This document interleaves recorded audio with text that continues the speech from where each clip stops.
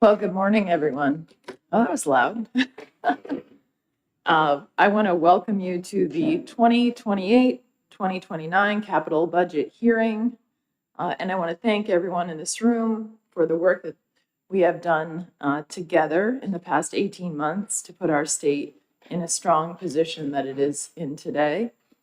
I especially want to thank Senator Jim Gray, who is not with us, but I know is focused on these issues, and Representative Ken Weiler, who's here from the House. I know we have Representative Mills, David Mills, who's here as well. So I want to thank the respective finance committees for their important work.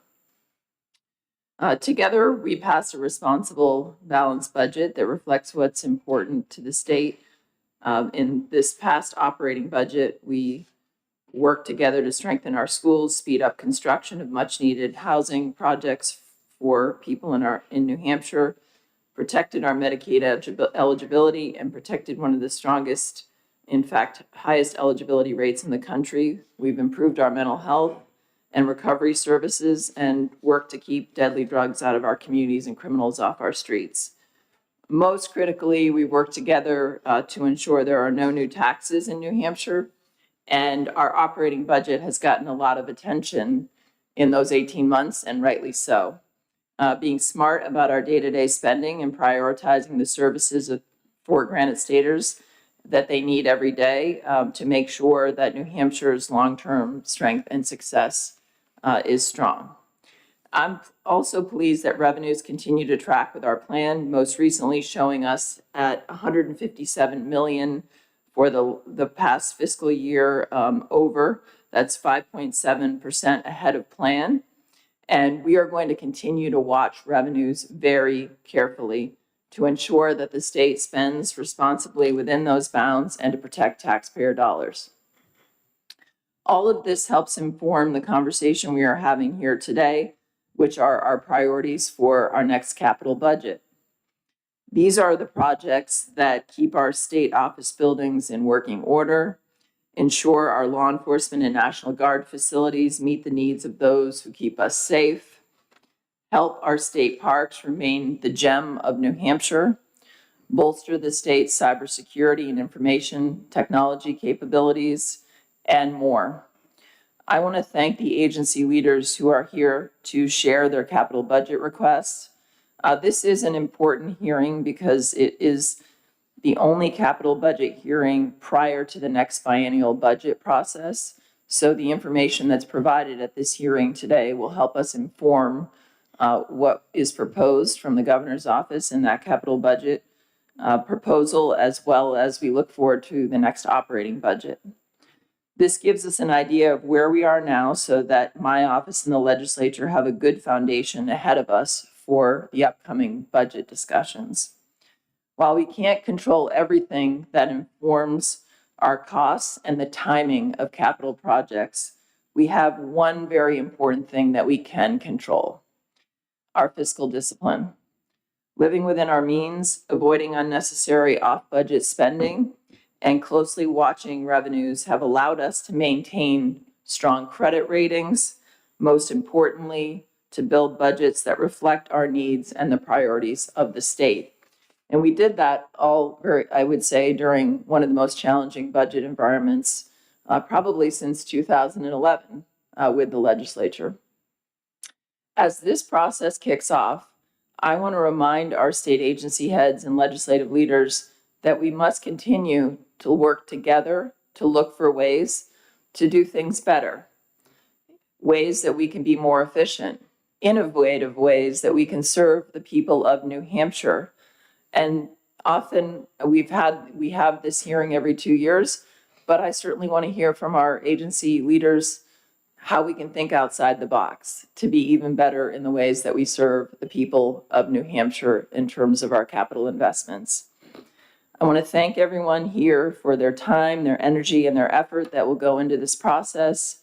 And I look forward to doing this important work together on behalf of the people of New Hampshire.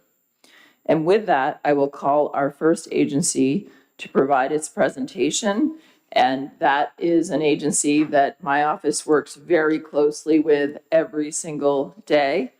With us today, we have the Commissioner of Administrative Services, Commissioner Charlie Arlinghouse, and also the Director of Plant and Property, Karen Arantamaki. So I want to thank you both for your hard work on behalf of the state. And certainly, Charlie, I shouldn't call you Charlie, but Commissioner. We really appreciate all the work that you provide and the guidance that you provide on a daily basis. So with that, Commissioner, please kick it off. Thank you. I appreciate that. We do work closely, and I want to say before we start, and by we, I mean Karen, that I'm very blessed to have a remarkable team around me, and which is the way state government works generally. And Cassie and Alex behind me, who will, if difficult questions come up about IT projects, we'll take them. And Karen, who you're from a minute, and Sherry Rockburn, and I'm fortunate in that I was able to not be in the state for the last 10 days and with my father, and not here until this morning. And yet we have a great presentation that will go very well, and I'm very grateful to them for that. Karen's going to go through most of the presentation, which she prepared. And we're going to start with one of the things that we typically do at hearings like this is not necessarily for everyone in the room, but for everyone listening. It's a long, complicated process, capital budget, and people aren't familiar with it. And Karen will start with like the map at the mall. You are here outside of Orange Julius, and she'll start with that, and we'll go from there. Good morning, and thank you. So everyone should have a copy of the slides in front of them that we're going to talk through today. I did want to just, as Charlie mentioned, talk a little bit about how many steps are involved in this capital budget process. The first thing that DIS does, and I'm sure many other agencies have similar processes, is we do a facility assessment on all of our facilities. So every year, capital budget year or not, we do a walkthrough of every one of our 96 facilities and notate the condition of various different systems. And I'll talk a little bit about that later on. And then we develop prioritization of what projects need to be done, both within an individual building and then across our portfolio of buildings. Those all go on the capital improvement project request form, which is standardized across the state. And then we come here today to the governor's capital budget hearings. But this is just the beginning of the process, as you all know. After this presentation, we go through another prioritization, and the governor will present her list of projects. Those projects will then go over to our Division of Public Works, led by Ted Cupper, and the estimates will be further developed from the basic estimates that we provide early on. That goes into the capital improvement program list book, and then that budget gets recommended by the governor and then goes through the legislative process where it's heard by both bodies and then eventually becomes House Bill 25. It's worth noting that a lot of people think that things emerge out of whole cloth, or that, for example, what's presented here is the end. What's presented at House Public Works, for example, is the end. And the public will be happy to know that, there are so many multiple efforts where things are prioritized and reprioritized and estimated and re-estimated, and an original, like today's estimate, is very not pulled out of thin air, but very high level, like, I don't know, $200 a square foot is what we cost. And then there's a much more detailed done later. And so people should know that, and they have reason to have a great deal of confidence in that very complicated process. So where we are today with the first, 3 steps complete of the process is DIS has submitted $143 million in capital requests, which really represents things that could be done in the next biennium, things that should be done in the next biennium, not necessarily, if we were awarded $143 million with the staffing levels we had. I don't think that we would be able to complete all of those projects in the 2-year period, but it really does represent the things that should go on that list for deferred maintenance needs that should be addressed in the short term. So that 143 million is made up of 3 different components. $5 million is for the ERP, which Commissioner Arlinghouse will talk about in a minute. Another 56 million belongs to our Bureau of Court Facilities, and then the remaining 82 million belongs to the Central Facilities Bureau. I'm going to start by talking about the ERP. The capital budget over the years has evolved into sort of 2 capital budgets, if you will, statewide. There's an IT component, which is why Dennis is here, and Commissioner Goulet, I mean, and the capital component, the old-fashioned buildings and roofs and maintenance and boilers and HVAC and all of that component. And our agency is no different than that. We have Karen has 35 projects that are on the list. Alex has 1, but it's a big one. And the state's ERP is not as widely known as it might be. The concept of an ERP is not thought about a lot for people, but it is the central core computer function that runs the entirety of the state. It is the single most important piece of software in the state of New Hampshire. And while we're in the process of a modernization project, it's worth noting that this is a continual piece of software that, and it's more than a piece of software, right? It's everything. For most state employees, when they turn on their computer, it's payroll, it's HR, it's purchasing, it's finance, it's budget, it's everything in one in one place in the state. And it's used by all 3 branches of government. There are very few things like that everyone uses. It's also ever evolving. The state, as people know, got in a problem probably about 20 years ago, where one of the things that we have done badly in the past, and that I think is improving, is we would buy a piece of software and never touch it, ever. And so what would happen is there'd be like one 82-year-old guy who knew how to maintain it, and nobody else in the state. And they're like, oh my God, nobody can let Ted retire. He's the only guy who knows how to run this thing, and we won't be able to have liquor stores anymore. And we've made a commitment over for a while now, and I think a lot of this is Dennis's leadership, to upgrade and maintain. This isn't a matter of just doing your updates, turning off and turning on again, but it's continually upgrading the equipment so that there aren't cliffs anymore. And part of that for the ERP system is every 2 years we come to you with a request for sustainability and advancement. And it sounds complicated, but what it really is the process of maintaining this critical computer function so that the functions of the state can be modern, can be current, and that at no point, I would like to do that, but we don't have a computer system that can handle it.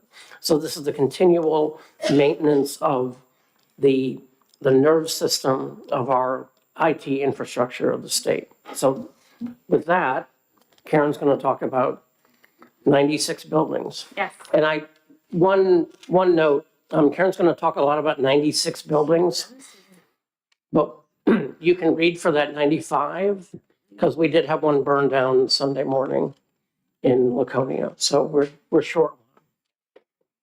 I don't know if that's going to change our request dramatically, but there you have it. Hopefully it's the only one we lose. So just a little bit background on the Division of Plant Property, which is the division that I head up. As Charlie mentioned, we do have 96 buildings, and that depends how you count them. We count our vacant buildings in that count. We also count our support buildings, so we have maintenance sheds and things like that. So you might hear a slightly different number depending on your resource.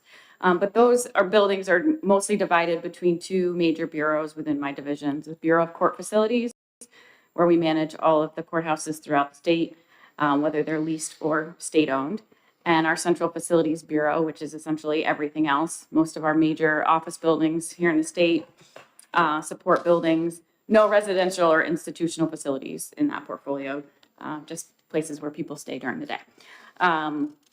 We also have a staff, we have 220 approved positions between our full and part-time staff, and that includes everything from grounds work to janitorial to your regular maintenance, electricians, plumbers, as well as our office staff. We do have a large vacancy right now. We have 60 of those 220 positions are vacant.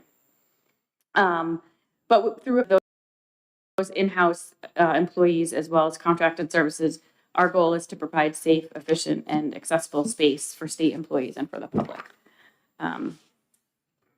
So moving on to the process we go through for the capital budget, we do those facility assessments that I mentioned every year on all of our buildings. We look at things like our HVAC systems, our building envelope, whether it be windows, doors, insulation, any life safety components such as generators, fire alarm systems, fire suppression systems.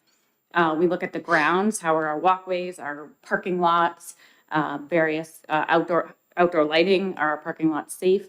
And then also aesthetic things, and sometimes could fall into the life safety category as well, things as carpeting. So if we have flooring that's really bad, it can become a tripping hazard and people can get hurt in the buildings. So we look at all of those things. We were able to employ a private consultant to do a facility condition assessment in 2025, which really gave us a really good baseline of where all of our facilities are and helped us prioritize what we really should be doing first and what can wait. In terms of scoping out those projects, coming up with a cost, an estimated cost, and then prioritization.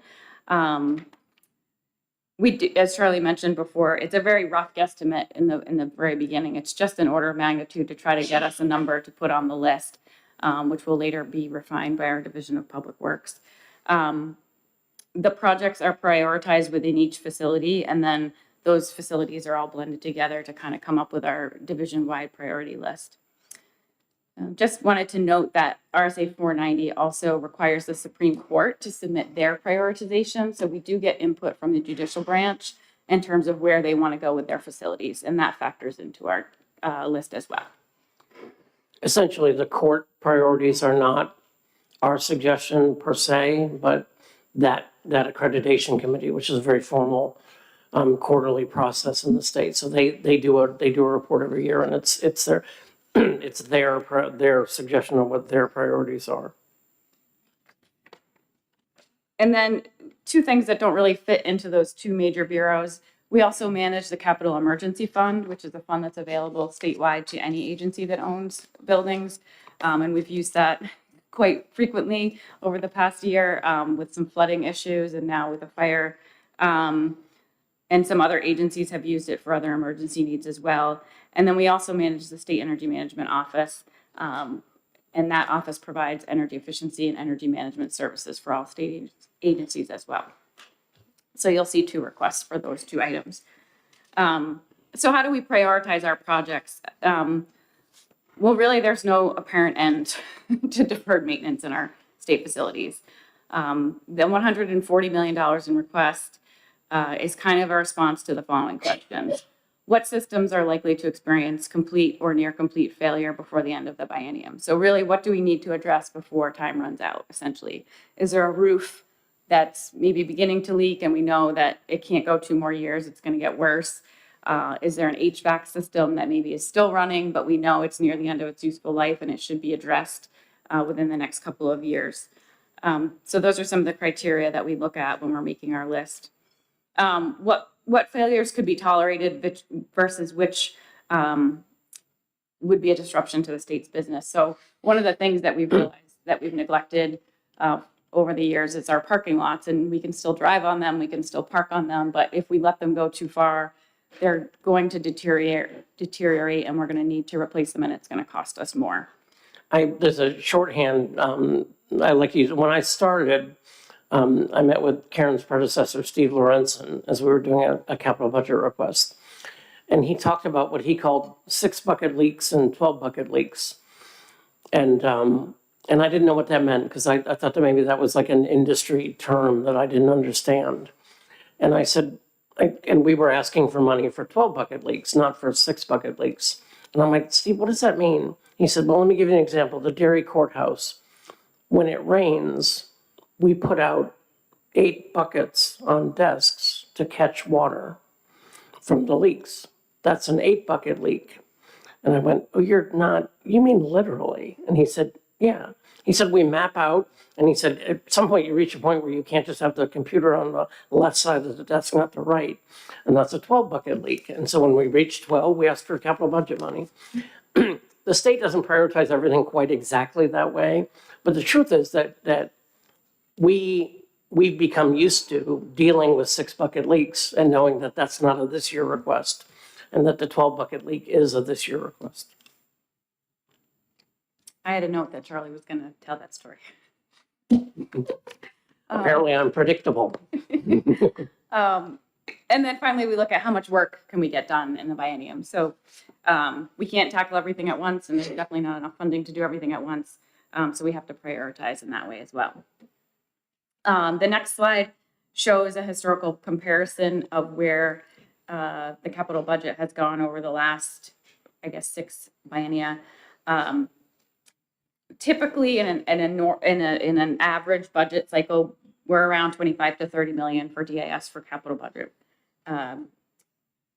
appropriations. And last year we were about half of that. We were just over 15 million. So this is mostly just for historical background. And this is partly, slide is my idea. And it's partly to say, you're looking at this number, and we have the fortune of going first. And you look at it and say 143 million in requests. What, are you kidding me? We're not funding that. And we do get that. But I wanted to give you a sense of the scope. This is typically the number we do ask for. And this is typically the amount that does get funded, just to give you a sense of kind of where we are. And frankly, so you don't think we're crazy, at least in this respect. I did go back in last capital budget session, we asked for about 150. So it was right around the same amount. On the next slide, I've listed the first 10 projects after the ERP that Plant and Property has asked for. As Commissioner Arlinghouse mentioned, there was 35 requests for Plant and Property. So there's a lot more in that list. And if there are things that the governor feels are more appropriate to move up in the list, we're happy to entertain that. But I did just include this in case there were any questions on the kind of the top 10 projects, which include number 1 being the statewide emergency fund. We have dipped into that more than average over the last couple of years. So that would need to be replenished going into the next biennium. The main switchgear, electrical switchgear for 27 and 29 Hazen Drive.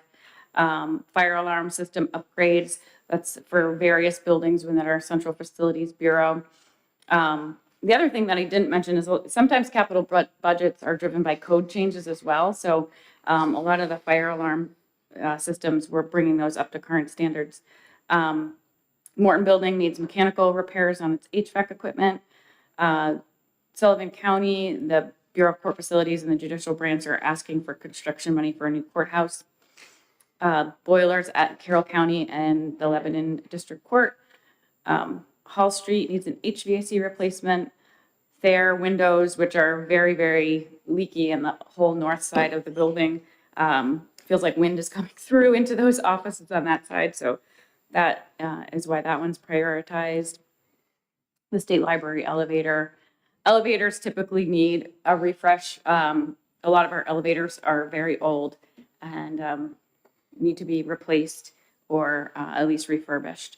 And then number 10 is that statewide energy conservation account that I mentioned for various energy efficiency projects across state agencies. And with that, I will take any questions.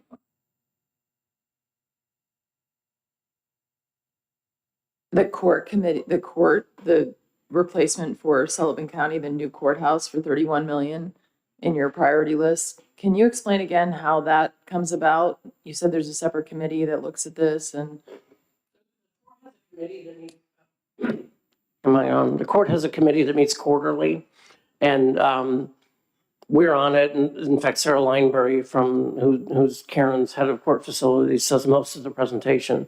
But the Chief Justice and the various administrative judges, there are a couple of private members. There's a sheriff. There's I forget everybody, but it's a roughly 10, 12 member committee. And they review all of the court's maintenance needs and decide on a capital budget request. So they go through and look at the various courthouses and decide what's in the worst shape. And some of our courthouses are better than others, some are worse than others.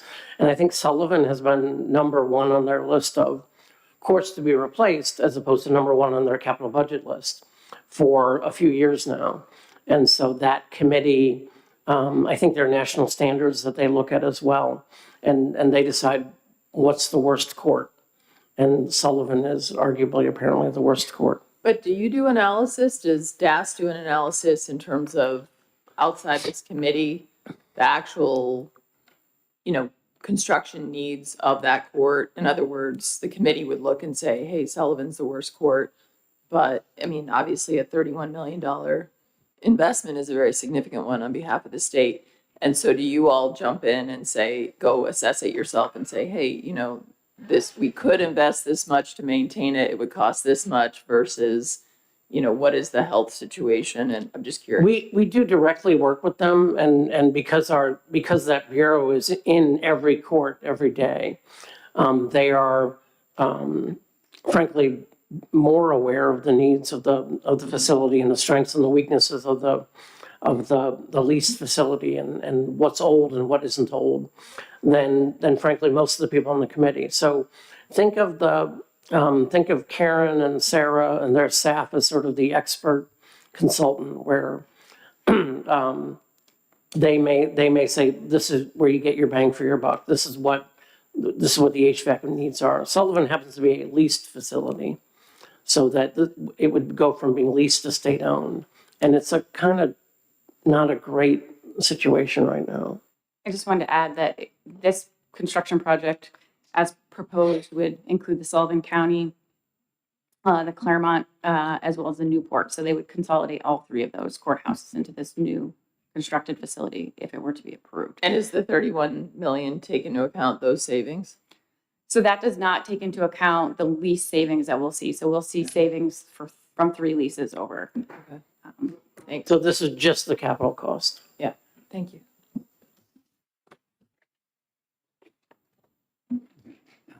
Commissioner, just a quick question. On the maintenance fund, how is that amount determined? And what would be the perfect amount in your mind to have in that fund? I mean, I know you've had a lot of chances to use that fund over the years, including putting swimming pools over the last few years in the bottom of the DRA building a few years ago, and then with the Brown building this past year. It would seem that the 1.5 million may be a little light. The thing about an emergency fund is that it's light for a few years, and then suddenly you have lots of floods and a fire. And so I would say that we probably had too much emergency fund money for the last 2 or 3 years. And this year we don't have nearly enough. So, we don't know exactly what's going to be the damage, so to speak, from the fire. Brown building is flooded twice in the last, ridiculously, in the last year. One of them we're going to recoup money from a contractor, but, with the insurance money. 1.5 is a little light, but I would say that if you did 1.5 a year, 1.5 a capital budget every 2 years, you'd go up and down, but that would be a decent smoothing level. Not that if you wanted to appropriate more, we would turn it down. Thank you.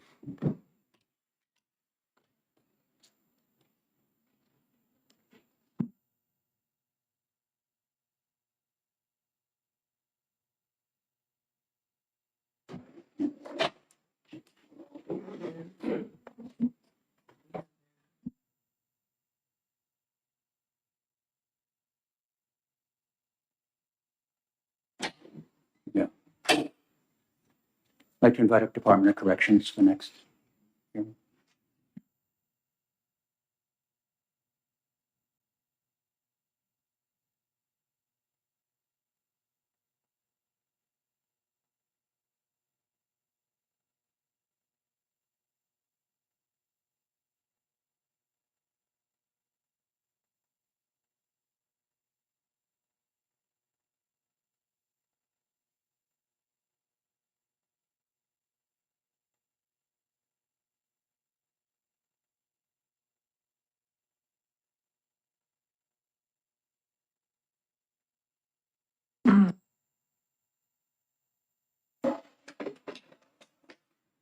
We have Commissioner Hart here from the Department of Corrections, and please introduce who you have with you, and it's great to have you here. Thank you, Governor. Thank you. Thank you each for the opportunity to go over the capital budget presentation from the Department of Corrections. With me is Heidi Laramie, who's really the expert. I happen to be simply the pretty face here today. Heidi can Well, answer. that's quite a billing. Well, it's fading fast. I'm sorry, if we could quickly go through our capital budget proposals for the year. We prioritize them. The first is a body alarm system. This is hopefully to replace an existing but obsolete system that, as each current unit goes down at NCF, we're unable to replace those items, and it is a life-saving matter because it is an emergency switch that allows people to respond immediately to an emergent situation. Secondly, at men's prison, we've been working on this for some time. We are in the process of replacing steam lines and traps. This is the second phase as outlined. Thirdly, we are asking for the money to do a staffing analysis. This will help us get a handle on, one, staffing, and two, how to deal with the overtime crisis that we currently have. Four, an analog camera system up at NCF. Replace the analog camera system. I'm sorry, I made a mistake there, with the digital system. Analog, for those who remember the 1990s, is the old way of doing a camera or visual anything. Digital, since about the turn of the millennium, is the new way. Additionally, 5 is to repair and replace some of the refurbish some of the transitional housing. Again, sewer line replacements and upgrades. We have the need to repair and repave some roads as number 7. 8 at men's, control room tower repairs and improvements. Again at men, fire sprinkler system repair and improvement. Again at men's, replace underground fuel storage tank, which is a necessity. Up at NCF, repair the main entrance stairway and vestibule. I want to stop on this one. I know it's very low on the priority list. When the governor asked me to attend to this job and I was approved, one of the very first trips I took was up to NCF, I think within perhaps a week of my swearing in. The stairs are in disrepair. These are the stairs that everyone who visits NCF goes up. They're in such disrepair that I would suggest that they might be dangerous. I know it's low on the priority list. It struck me immediately. Last, number 12 at men's is duct cleaning. Happy to answer any questions with regard to both the priority listing and also each individual thing. I would note some of these items are specific to the men's prison. We are in the process of finalizing the first part of a contract to look at designing, building, and getting a new prison online. And we're about ready to take the next steps on that. So happy to take any questions.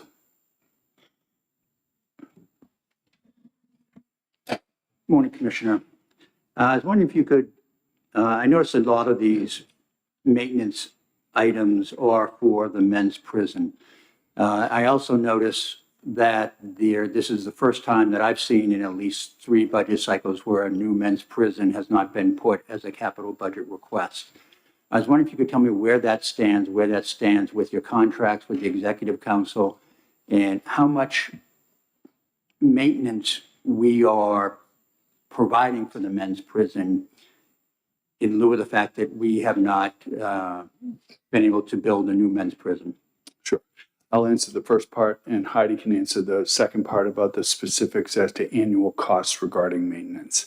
The first part is DLR, who was the company that was contracted and approved to do the initial review of the design and build of a new prison, has completed the first phase of that contract. As you may recall, the contract, initially supposed to be one contract for $50 million, was divided into two, $10 million and $40 million. They are at the end, and I believe I have a draft in my email of their final product. The second part, as you may recall, some weeks ago, was not approved by the council. They gave us some specific direction as to how to go forward or thoughts we might use to go forward. I've talked to our internal folks about putting a presentation together. We're pretty much at the end of that process. Next steps will be to meet with the governor's office, you and the governor, and then sort of plan our attack, for lack of a better word, from there. So we're making some progress towards setting that up. I'm going to let Heidi answer the cost. What I will say is it is a situation of bad money after bad, and a lot of it. Heidi? Good morning. My name is Heidi Laramie. I'm the administrator of the Bureau of Logistics and Services, the Department of Corrections.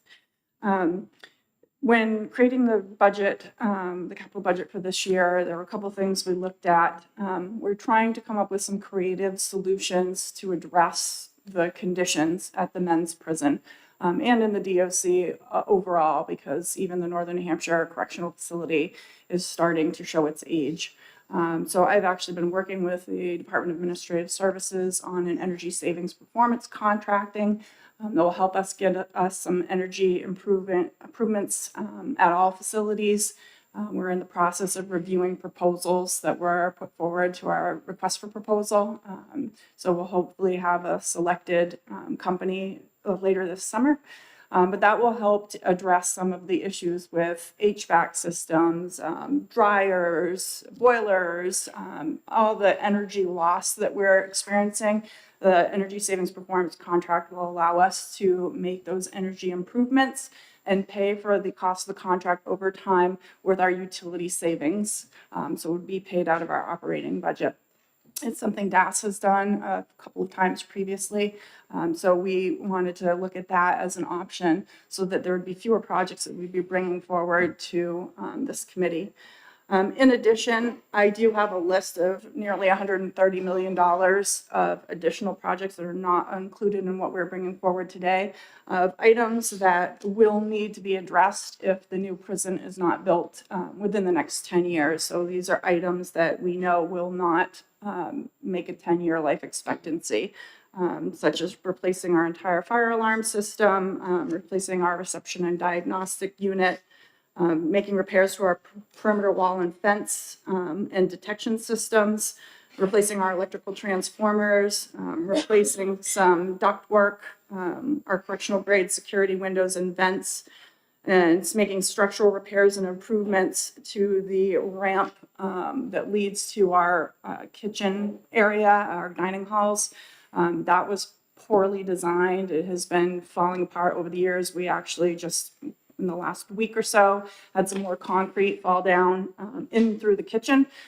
So we're looking at getting a structural engineer to come take a look at that for us.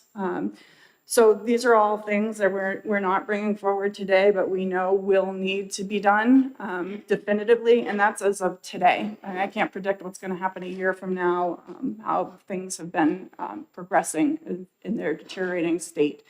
We're doing the best we can to prop everything up, but I have a team of probably 7 full-time usable maintenance staff that are trying to maintain the entire Concord campus, which includes the transitional housing units, the 2 prisons, and so on. So it's a Herculean task given the age of the buildings. So the projects that we're bringing forward today are the ones that are most critical as of today, that would not be addressed through the energy performance contracting. If I might add, Mr. Gary, so the number we're talking about $130 million or so, would represent, given the general expectations of cost, which I might add are going up each day on a new prison, someplace between, say, 15 and 25% of that total cost of a build. So to maintain, not to build, but to maintain a deteriorating structure would cost between 15 and 25% of the cost of building a new structure, without the benefit of having a long-lasting structure that would benefit the safety and security of the workers and the citizens of New Hampshire. Would having a new prison help you on the operating budget side too? For example, would it help you with recruiting new corrections officers and maybe lessen the need for overtime? Yes. The men's structure right now is, I don't want to be hyperbolic about this, but it would be the last single place on earth you'd want to go to work every day. It's again, I don't want to be hyperbolic, but it's almost disgraceful to have somebody attend work there. So yes, it will have an impact on recruiting. Secondly, the way we've expressed to the architects and designers about building this new facility is that we wish to focus on limiting operational costs. So there are different models for prisons. There's a campus model, there's a vertical model, there are others that I'm unaware of, but we've asked them to design a facility that would emphasize the ability to limit the need of lots of people to staff it. And there are ways to do that, both through the use of technology and through the use of specific design procedures. In other words, longer hallways, combined locking facilities, the ability to shut down immediately. Today, when we shut down in the prison, it's someplace between 10 and 15 people have to attend to it. A new design would limit that to 2. Everybody's in their place. We can lock it down. We can lock it down in separate places.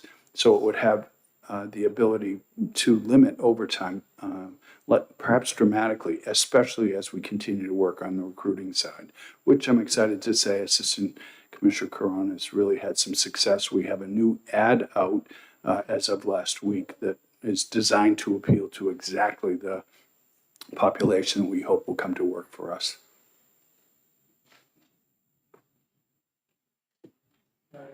Real quick, there are going to be some people who say, we're building a new prison, why should we spend any money on maintaining the old one? Am I right, the earliest you would, I mean, let's say it's full steam ahead on building a new prison, we wouldn't be moving into it until maybe 10 years? I think maybe less than that, but not much. I think we're thinking, assuming everything goes right, there are no delays, we'd look at 6 to 10 years, correct? And based on what Heidi's saying, there's stuff falling apart every day. So Exactly. this capital budget, next capital budget, the one after that, there'll still be men's prison requests coming through. That's correct. So I'm going to clear that up. We have Thanks. to keep the existing prison operating fully until the day we move all the inmates to the new facility. I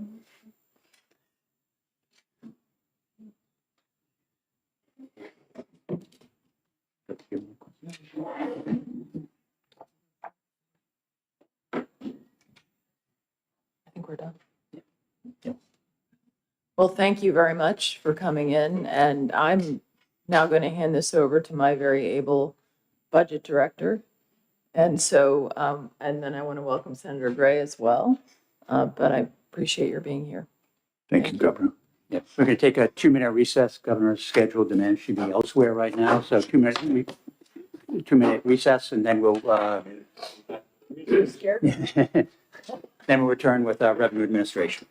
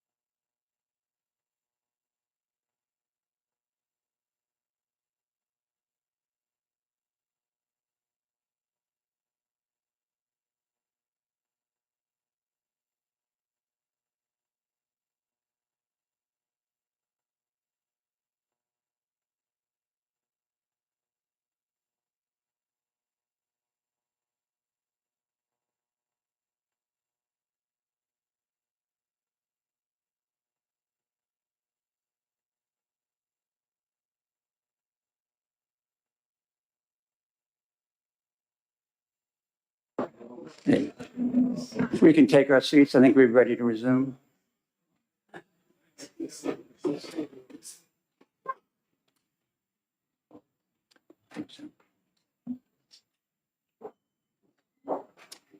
Hey.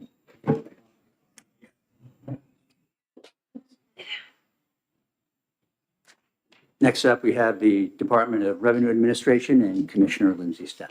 Commissioner? Good morning, Lindsay Stepp, Commissioner at the Department of Revenue Administration. Thank you for having me today. Flipping to page 2 of the presentation, just a little bit of a reminder of what we do at DRA. The mission of the Department of Revenue is to fairly and efficiently administer the tax laws of the state of New Hampshire, collecting the proper amount of taxes due, incurring the least cost to the taxpayers in a manner that merits the highest degree of public confidence in our integrity. Further, we will provide prompt and constructive assistance to the municipal units of government in the matters of budget, finance, and the appraisal of real estate. On page 3, I just want to talk briefly about the portion of our mission related to tax collection.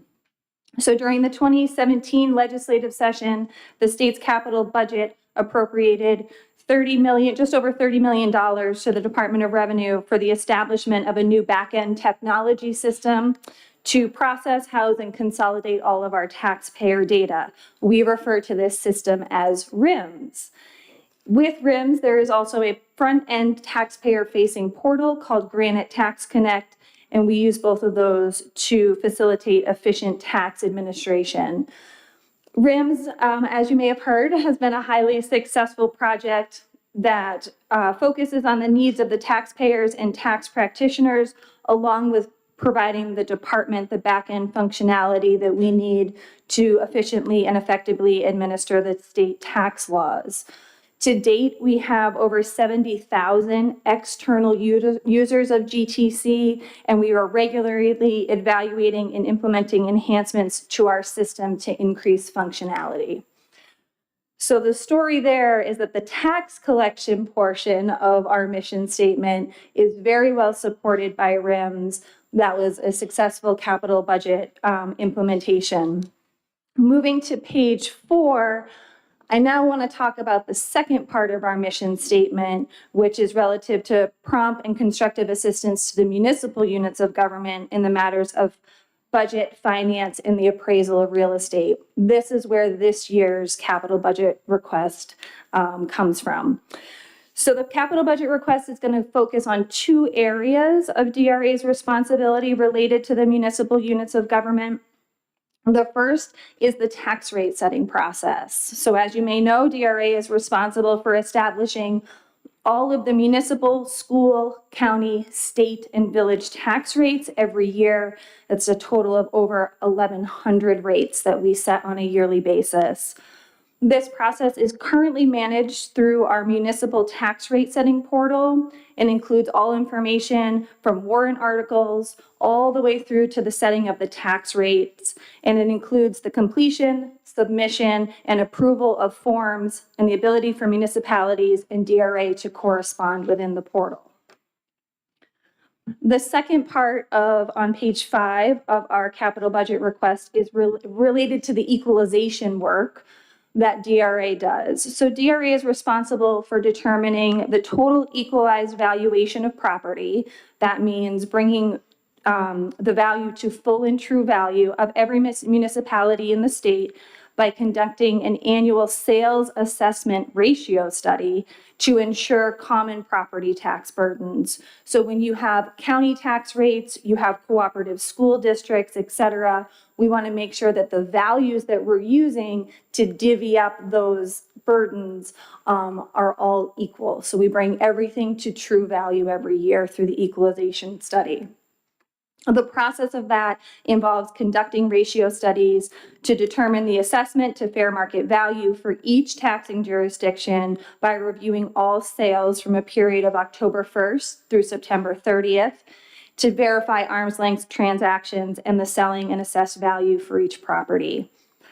We currently do this through the NHDRA sales portal, and that is used by municipalities and by the DRA to conduct this ratio study process and to submit the MS1, which is the summary of inventory valuation. So we currently have a tax rate setting portal for setting tax rates and an equalization portal that we utilize to complete our equalization ratios. On page 6, just a little bit of history about those two portals. For the tax rate setting that was originally implemented in fiscal year 2015, we've had ongoing maintenance and enhancements for 2016 through 2023. We did an upgrade in fiscal year 24 to improve the efficiency, and we currently have a maintenance contract that is good through the end of this calendar year. The total cost from implementation through the end of this calendar year for that system is approximately $1.5 million. On the equalization side of things, that was originally implemented split between fiscal years 13 and 14. We had ongoing maintenance and enhancements for fiscal years 15 through 23. We upgraded to a modern platform in fiscal 24, and again have a current contract for maintenance through the end of this calendar year. The total cost of that system from implementation through the end of the calendar year is about $2.7 million. On page 7, what we are requesting is $3.5 million to integrate our current tax rate setting portal and our current equalization ratio portal into the RIMS application. This will replace the legacy systems and will deliver a fully integrated e-services portal for all of the state's municipalities, school districts, counties, and village districts, which will total over 1,200 users. For the tax rate setting, we will integrate with RIMS a new e-services portal that'll support over 500 different logons, implement a tax rate calculation engine, track compliance with enhanced reporting, and provide webinar-based training. On the equalization portal, there will be a new portal for submission of information by counties and municipalities. It will provide tools to review sales and the ability to exclude them from ratio studies as necessary. We will implement a ratio process calculation engine using submission information as well as existing data that lives in RIMS to perform these studies. Again, we will track compliance with enhanced reporting. We will convert necessary historical data and provide webinar-based training. On page 8, by consolidating these legacy applications into RIMS, this will allow the use of existing DOIT resources to support where our legacy systems are fully vendor supported at the moment. Modernizing these systems will allow the agency to be more responsive and flexible as it relates to legislative changes in the areas of school funding, tax rate setting, and equalization. We will also have increased reporting and transparency in the areas of municipal finance and equalization. And I would note that this is a one-time cost. There is no additional hardware or licensing required beyond what DRA already pays for relative to RIMS. The RIMS application has been converted out of the capital budget. It is now fully integrated into our operating budget. Our operating budget supports the maintenance and ongoing support. So this will just be a one-time cost to move these portals into RIMS, and there'll be no change to our maintenance going forward, which already exists within our operating budget. Happy to answer any questions. Thank you. Thank you, Commissioner. So if the municipal researchers come out and they set a tax rate, they're looking at everything that's been passed in the warrant articles. Later on, the selectmen decide to ignore some things that are in the warrant articles that are passed and decide they are not, don't have to pay attention to them. Do they or do they not? That is part of our review. We review the warrant articles, the meeting minutes from every town meeting that occurs across the state to ensure that the proper articles are included within the budgets for the municipalities. And that's part of the work that we do now and that we would continue to do within this portal. One I've had lately from many people is that the 1.5% for paying early, they decided to, even though it was voted in, to disregard it. Is that ethical or legal? That would depend on an individual basis. I would encourage folks, if they have concerns, to reach out to their municipalities and engage with their municipalities on that. So they can they can do whatever they want. If there's 10 buildings that are tax exempt and they decide this year we won't give them tax exemption, are they allowed to do that?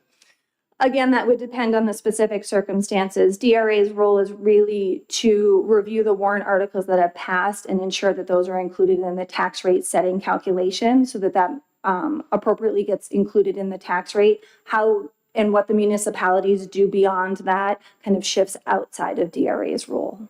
So if they later make changes, you don't go back and reevaluate the tax rate.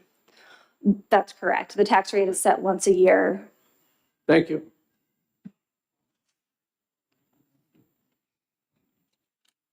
Good morning. Good morning. I had a question on, related to bridging the time period from December 31st of '26 through whenever the system is up and running. So sort of two parts. One is, would you need additional costs after December 31st? And then how long does it take for that new system to be up and running? Sure. So we will need to enter into a continuing contract with our existing vendor to satisfy that time period in between when the 12/31 expires and when we would be able to stand up this new system.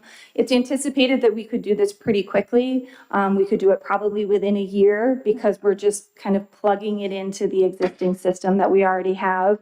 I would also note the existing vendor that provides these two portals now also provides other services to DRA, and those services will remain. And so we will enter into a contract in order to kind of bridge that timeline. Okay, thank you. Good morning. Hi, Ted. So between RIMS and this request, you've updated or replaced a lot of your legacy system. Can you give us an idea of how much remains in a legacy system that you need to replace? By moving these two portals into RIMS, there will be the main thing that will remain outside of the system is our Mosaic GIS, which other agencies utilize as well. That will stay outside of this system, but other than that, that's it. Everything will move into RIMS. And as I said, it allows us to utilize DOIT resources to work on the system, to do changes on a yearly basis, to do enhancements. And so right now we're totally reliant on our vendor for providing these two portals. And so I would like to be able to utilize our own state resources. Have you discussed this with Commissioner Goulet? I have. Commissioner Goulet is aware. Yes, we have regular executive steering committee meetings, you might recall during implementation, but Commissioner Stepp kept those going. So I feel like I'm always in step with what's going on there, sorry. Okay, and just to remind everyone that this involves both the equalization and the tax rate setting involves property taxes. And roughly how much property taxes do you collect every year is about 4.3 billion? That is the rough, yes, that's a good estimate of the number. Obviously, they change from year to year. We have the state portion of the statewide education property tax that is shown on the state books every year of 363 million. But beyond that, it is all of the money that is collected at the local level. Again, the local school districts, the local municipalities, the counties, et cetera. All of that is set through DRA. And as you mentioned, the tax rate setting portal and equalization portal, although kind of separate products, work together to set those rates. Because as I mentioned, with any sort of shared burden, counties are a great example. The equalization portal ensures that we are always splitting the county costs based on a consistent valuation of property across all of the municipalities in the county. So they really kind of function together. Thank you. Any additional questions? Thank you very much, Commissioner. Thank you. Okay, next up, we have the Pease Development Authority.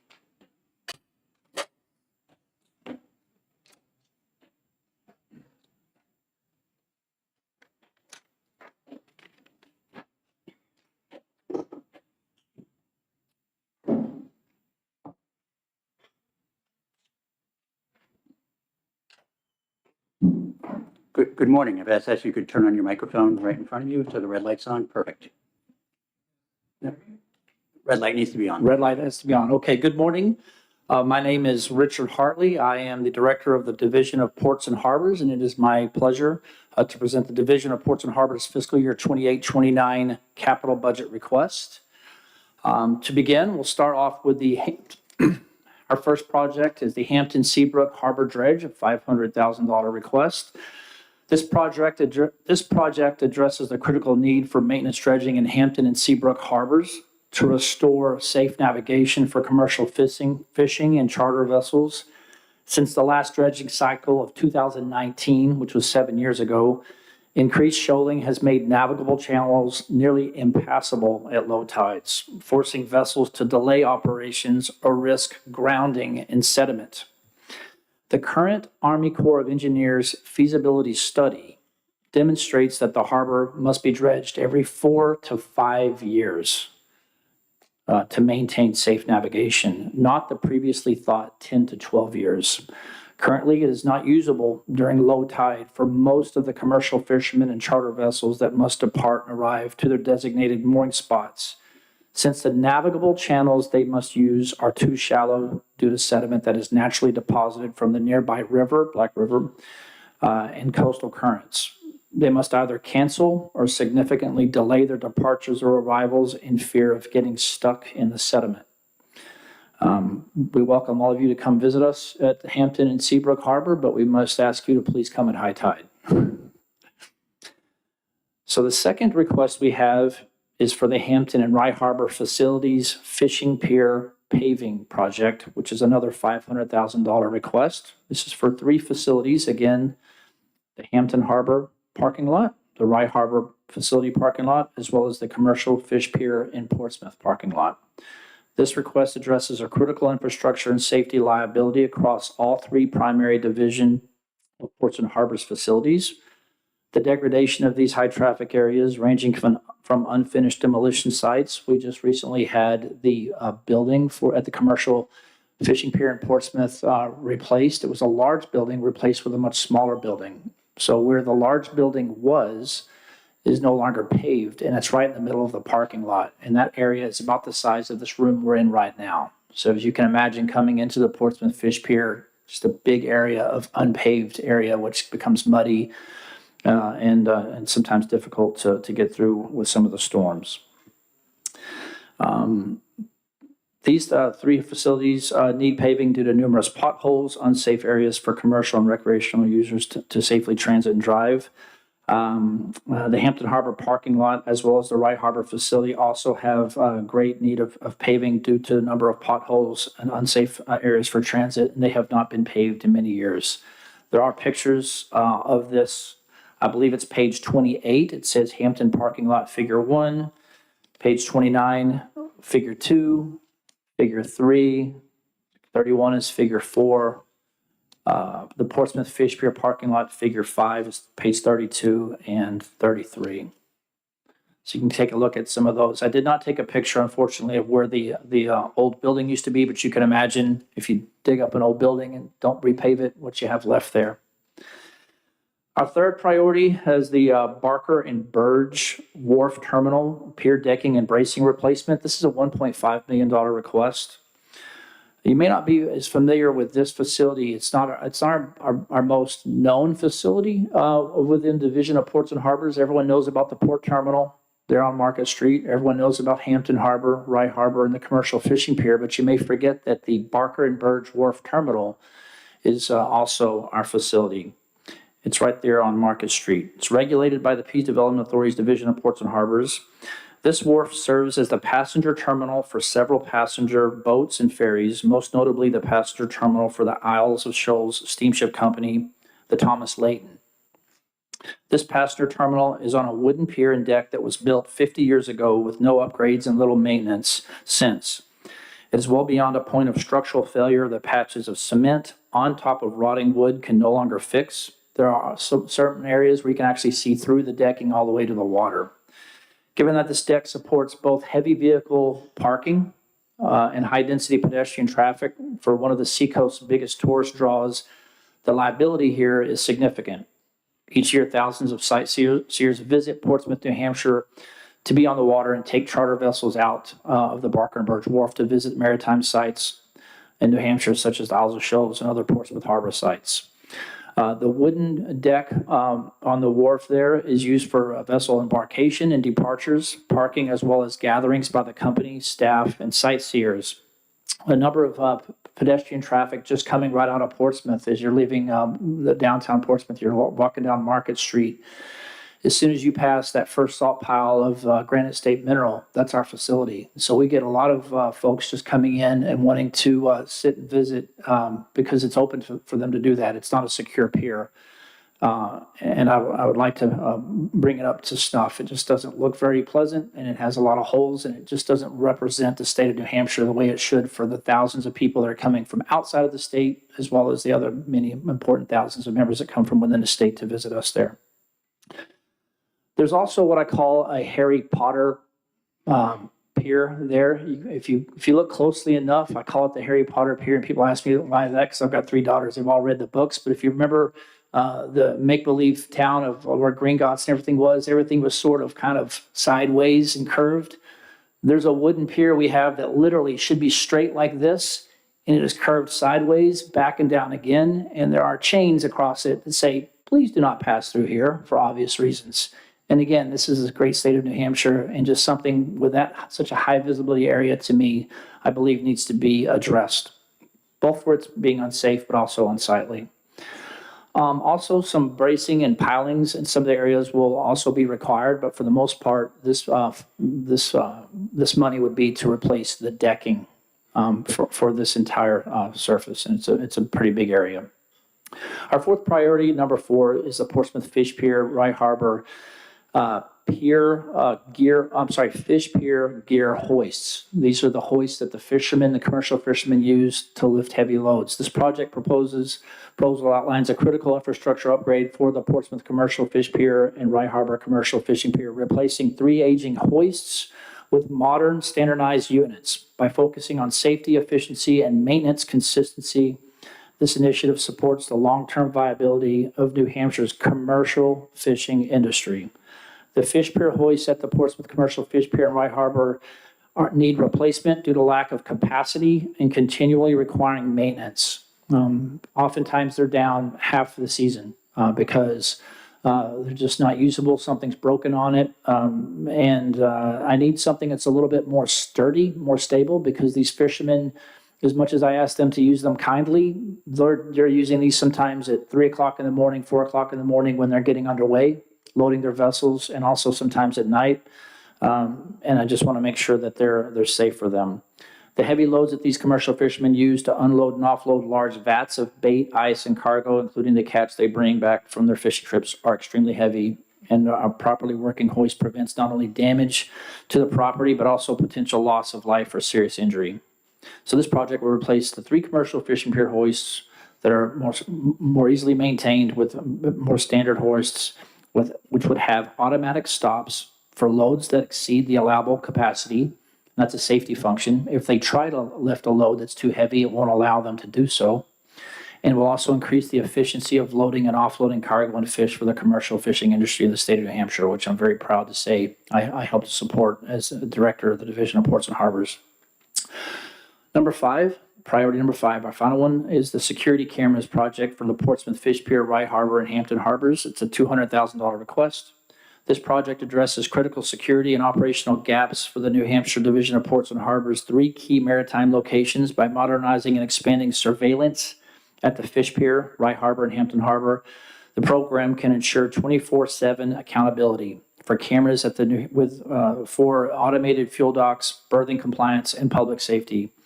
This project would place security cameras at these piers, parking lot facilities at the 3 locations, and an entire replacement of the mounted all-weather cameras and their software management needs is required. You heard earlier that we've gone from analog to digital. We went to digital about 20 years ago, and those cameras now are just shot, as you can imagine, being where they are. Some of them are actually mounted to the state bridges, because these cameras aren't just used by us, even though we pay for them and manage them, they're also used by other state agencies, fire, also local police, New Hampshire Fish and Game, and other maritime operational units. Okay, so as mentioned before, DPH is unable to have personnel at these facilities 24/7, so the cameras are needed to document use of the piers after hours to ensure only boats with state of New Hampshire pier use permits are used in the facilities, and to oversee fueling operations that are allowed via a credit card. We do have over-the-rail businesses, over-the-road fueling trucks that come in, and that's an honor system that they use, because if a fishing vessel says, hey, come in, 7 o'clock at night, I need you to fuel me up. Without having a camera there, we just have the word that they fueled up using this fuel truck. And for the most part, we believe that they're being honest, but having a camera there will let us know that, if they did fuel up with that, that's some of the revenue that comes back to us because we get a few cents per gallon there. And so I think in many ways it would pay for much of itself because of adding to the honesty and integrity of those facilities. Without further ado, I want to thank you for your valuable time and considerations, and I'm happy to answer any of your questions.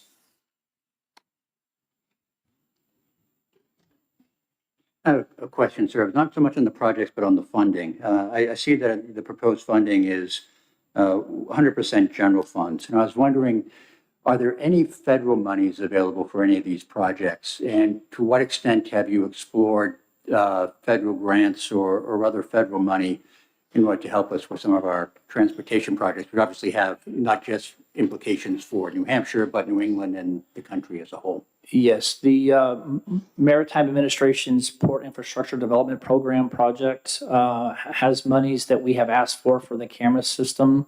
I'm sorry, for our office building, and that was shut down. We did get through the state of New Hampshire's and FEMA DHS grant 2 years ago, about $150 for cameras. And this request of another $200,000 would complete a project where they only gave us enough money to just get a few cameras going. Without providing too much on the security side to talking about our security cameras, there are some areas that are much more in need of it than others. And the money that we did get from DHS does get us kind of off the ground, if you will, and going. But this funding that I've requested for the $200,000 for cameras would finish up and give us a more robust system.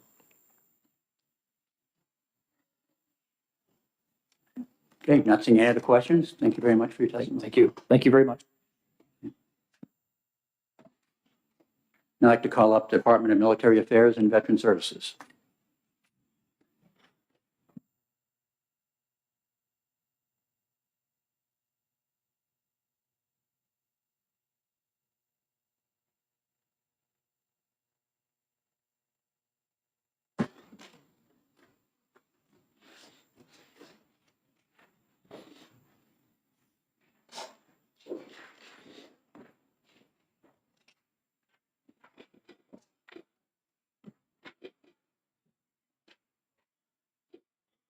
Good morning. Good morning, Mr. Chair, committee members. For the record, I'm Major General David Michaelitis, Adjutant General, Commissioner, Department of Military Affairs and Veteran Services. I'm joined today by Major Matt Henry, who we refer to as our Deputy Construction Facilities Management Officer. In civilian parlance, he's the Deputy Director of Public Works, in order to sort of like translate some of our acronyms. I will refer to the 3-page document we just provided you for a reference for our 12 capital project items.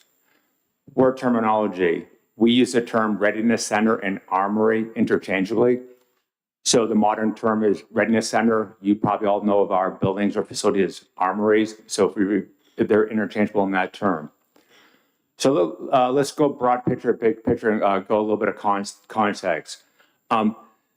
The Army National Guard has over 60 billions in 18 communities throughout the state of New Hampshire. Our largest one is the Manchester Armory at over 100,000 square feet. When you look at the percentage of the general funds that we are requesting from you all, it's a fraction of the overall request. 3% of the general funds will bring you 30% of your federal funds. We're the second largest provider after DOT in bringing federal funds into the state of New Hampshire. Of our 12 appropriations, only 3 are generally funded. Everything else has a federal cost share. We do the best that we can to leverage federal funds for the benefit of the state of New Hampshire. Some projects we just cannot pursue federal funds, so we have to stick with the general funded portfolio. Okay, so we got 12 projects. Number one, we're trying to serve the 85,000 veterans in the state of New Hampshire. We currently have out to bid a $29 million new armory Readiness Center in Plymouth, New Hampshire. That's a 75-25 federal state cost share. It's not in front of you. What is in front of you is a $3.2 million request for 100% general funds so we can modify that construction to accommodate veterans. We want to put in a veteran service officer office, a veteran student lounge, and some community attributes to our armory to accommodate the veteran community, to include Plymouth State and the town of Plymouth and a little bit of the North Country. So this is for that additional change to this other appropriation, which will allow us to serve the veterans in the state of New Hampshire. Any remaining funds in this appropriation will be then used to match another federal building on that parcel of land. When you look at items 2 through 5, it goes to the core of what we have for our 1,700 soldiers throughout the state of New Hampshire, our armories, our readiness centers, right? Those are the buildings that we supported COVID in. That's where we stored the PPE. That's where we did vaccines. That's where we did shots. So these armories are the backbone of what we do for New Hampshire National Guard for the state of New Hampshire. So next priorities 2 through 5 get after that pure fact of like, how do we take our facilities to ensure they are code compliant for both our service members and the public at large. Item 2 refers to Manchester. Again, it's our largest readiness center, 100,000 square feet, when our average is 20,000, with our largest number of soldiers, the highest soldier density we have of any other building in the state. So about 250 soldiers there on our week and a month, about 40 full-timers. We're increasing that to over 300. So we have a 100,000 square foot building that was built in 1937. You need to do routine maintenance on it. So the capital appropriation for a 75-25 federal state cost share is to get after sort of routine deferred maintenance, whether replacing floor drains, sewer lines, removing asbestos tiles. It's the routine cost of doing business for a building of that age. Projects 3, 4, and 5 all deal with armories throughout the state of New Hampshire. Again, we have 16 armories throughout the state of New Hampshire. We're only coming to you requesting funding for 4. So we prioritize our worst facilities with the most degradation, and we just prioritize them when we come to you every 2 years to say, hey, this is what we need. You need new roofs, you need new sewer lines, floor drains. There's just routine business when you have buildings that were built in 1955. Right, so a lot of these are Cold War era facilities that after 70 years just require that sort of capital investment to keep them operational, to keep them from having any degradation for storm events or any other type of weather events. When you go to priority 6, this is a transformational project. So as you read in the paper and you look at the last year or two, you can realize that the National Guard has been utilized significantly in the homeland. And New Hampshire is no different. We've been tasked to provide both a National Guard quick reaction force and a reaction force in the event of civil disturbance or domestic operations. We are constantly required to train our soldiers more and more and more in miscellaneous domestic capabilities. We have a building in Center Stratford. We actually have 12, 100% federally reimbursed. We have the buildings, we pay the utilities, 100% federal. What we're looking to do is to purchase what we call synthetic trainers. Synthetic trainers are like a flat screen TV, and you use a rifle or a pistol with a simulated like sort of laser to take to go through scenarios to ensure our soldiers are properly trained. This significant ancillary benefit to the state of New Hampshire is very adaptable for law enforcement. We have talked to police standards and training. It is an additive training and synthetic trainer that will provide enhanced training for state and municipal law enforcement. So it's a game changer. So we're requesting 100% general funds to purchase what we cannot purchase with federal funds for the synthetic trainers. And the remaining funds will go to enhancing either our existing live fire rangers or improving or adding new additional live fire rangers, which law enforcement uses as well. When you look at priority number 7 and 8, well, 7 is what we call military construction, large projects. So we compete on the President and Congress's future years defense plan for large projects, right? And so we're doing a ribbon cutting ceremony in Littleton for a new field maintenance shop, which was 20+ million. We're breaking ground probably this fall for a $29 million project. So we compete nationally for large projects. Without a sort of line of account, we are not capable of chasing that next Super Bowl ring, that next big project, that next military construction project. Number 8 is for Concord, our state military reservation. We have approximately 9 buildings. 3 of them are classified as armories. We need to just go after like front facade and some other sort of deferred maintenance, which hasn't occurred with those 3 buildings. Priority number 9 is another game changer. When we talk, over 50% of fishing games, search and rescues are in the North Country. Over 90% of the support that we provide them are in the North Country. We are in the process of designing and constructing a 100% federally reimbursed hangar at the Berlin-Milan Airport. 7 miles away, we have a Berlin Armory. We are currently leasing or utilizing part of that.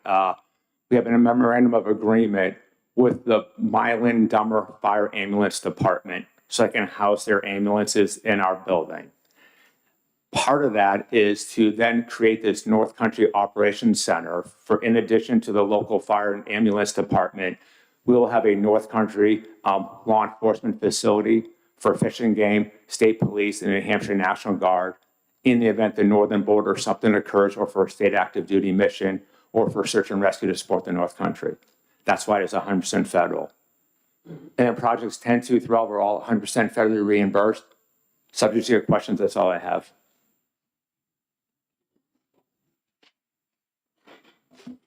Commissioner. Hi. Every time I see you, you're dressed like him, and today you're not. Why is that? We didn't prepare in advance for what to wear today. Okay. We saw each other and said, one of us has got to change. Okay, that makes sense. We didn't rehearse it. I just wasn't sure.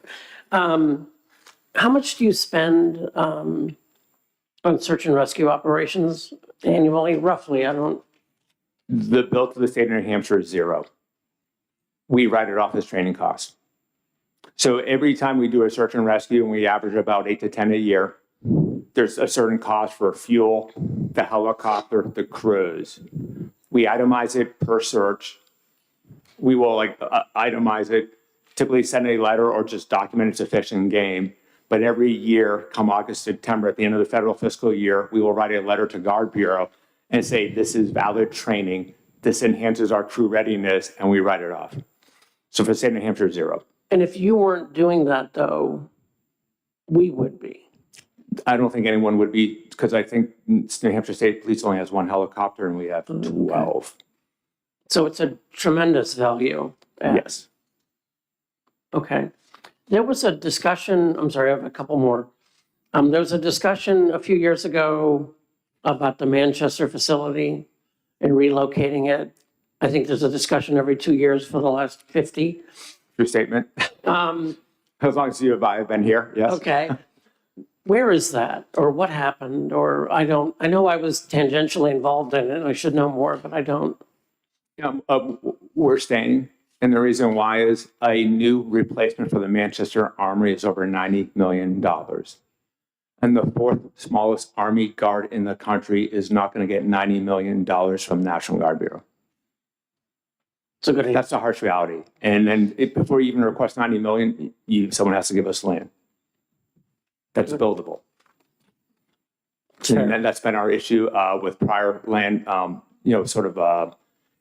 of us in Manchester Waterworks can't build in a town aquifer, right? Do we have easy highway access? Do you have utility access? And every parcel that was somewhat proposed, there was just challenges. But I'd say the biggest challenge is $90 million that we're never going to get with a 25% general fund match. Mr. Commissioner, even if we did get a vacant parcel where we could construct a facility, the challenge is where we would put people in the interim with about 1/3 of our readiness center square footage encompassing that armory. It creates a lot of challenges with existing square footage. Following up on a question the commissioner had, with the search and rescue training that you do that you don't charge the state for, that you write off for training, do you have a ballpark on what that is per year? If you don't have it right now, if you could just get that to me, that would be very helpful. I'm guessing somewhere between 50 to 100,000 a year. Okay. Okay, thank you. I just have one question regarding priority 6, the marksmanship law enforcement. You said you've already got a building. Yes, sir. Where's the location of that? Center Stratford. Oh, that's Stratford. Yeah. So, That's- what we do is, Center Stratford is designated as our training site. So all our facilities, I think we have up to 12 buildings there, are all 100% federally reimbursed. We just have some constraints on the internal trainers within the building. And so we try to use the federal dollars as much as we can. This is just almost a preventive strategy to expand and enhance it, that it's almost law enforcement usable as well, because like state police comes up there a lot to use our live fire range. Thank you. Well, follow-up question then. Does the New Hampshire State Police reimburse you for the use of the building? Is there any charge in that, or is that a zero sum again? Zero. Zero sum. We Thank typically don't charge anyone for anything Thank to you. use our facilities. Could you tell us how much your facility in Center Stratford is used by state law enforcement? They're probably the number one user of our facilities. And so, sir, just make sure I don't mislead you, is we do require a nominal federal reimbursement, like nominal. Like, for example, like we have a turf sports field in Pembroke. We charge like nonprofits like $50 an hour, right? Instead of like if you went out to it would be like $150, $200, because we're not here to compete against private sector, but there's a nominal fee. Generally, if we can, which we've been quite successful, is we just waive it for state agencies. And then sort of come back to your question is, I don't have the exact data, but I would say between state police, county sheriffs, municipal law enforcement, they use our ranges significantly more than we do, because we're a part-time force, most of them.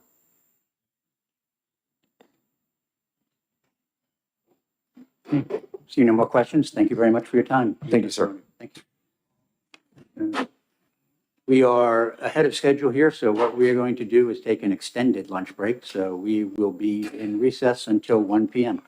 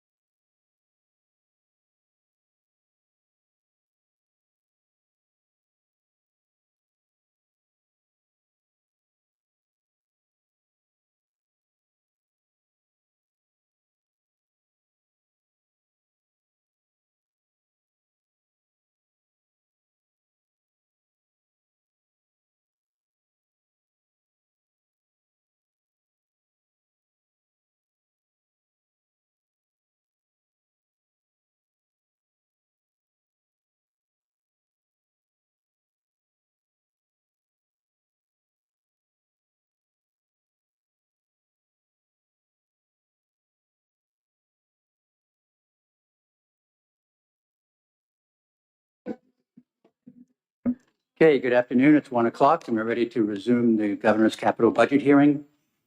And at this point, I'd like to call up the Department of Health and Human Services.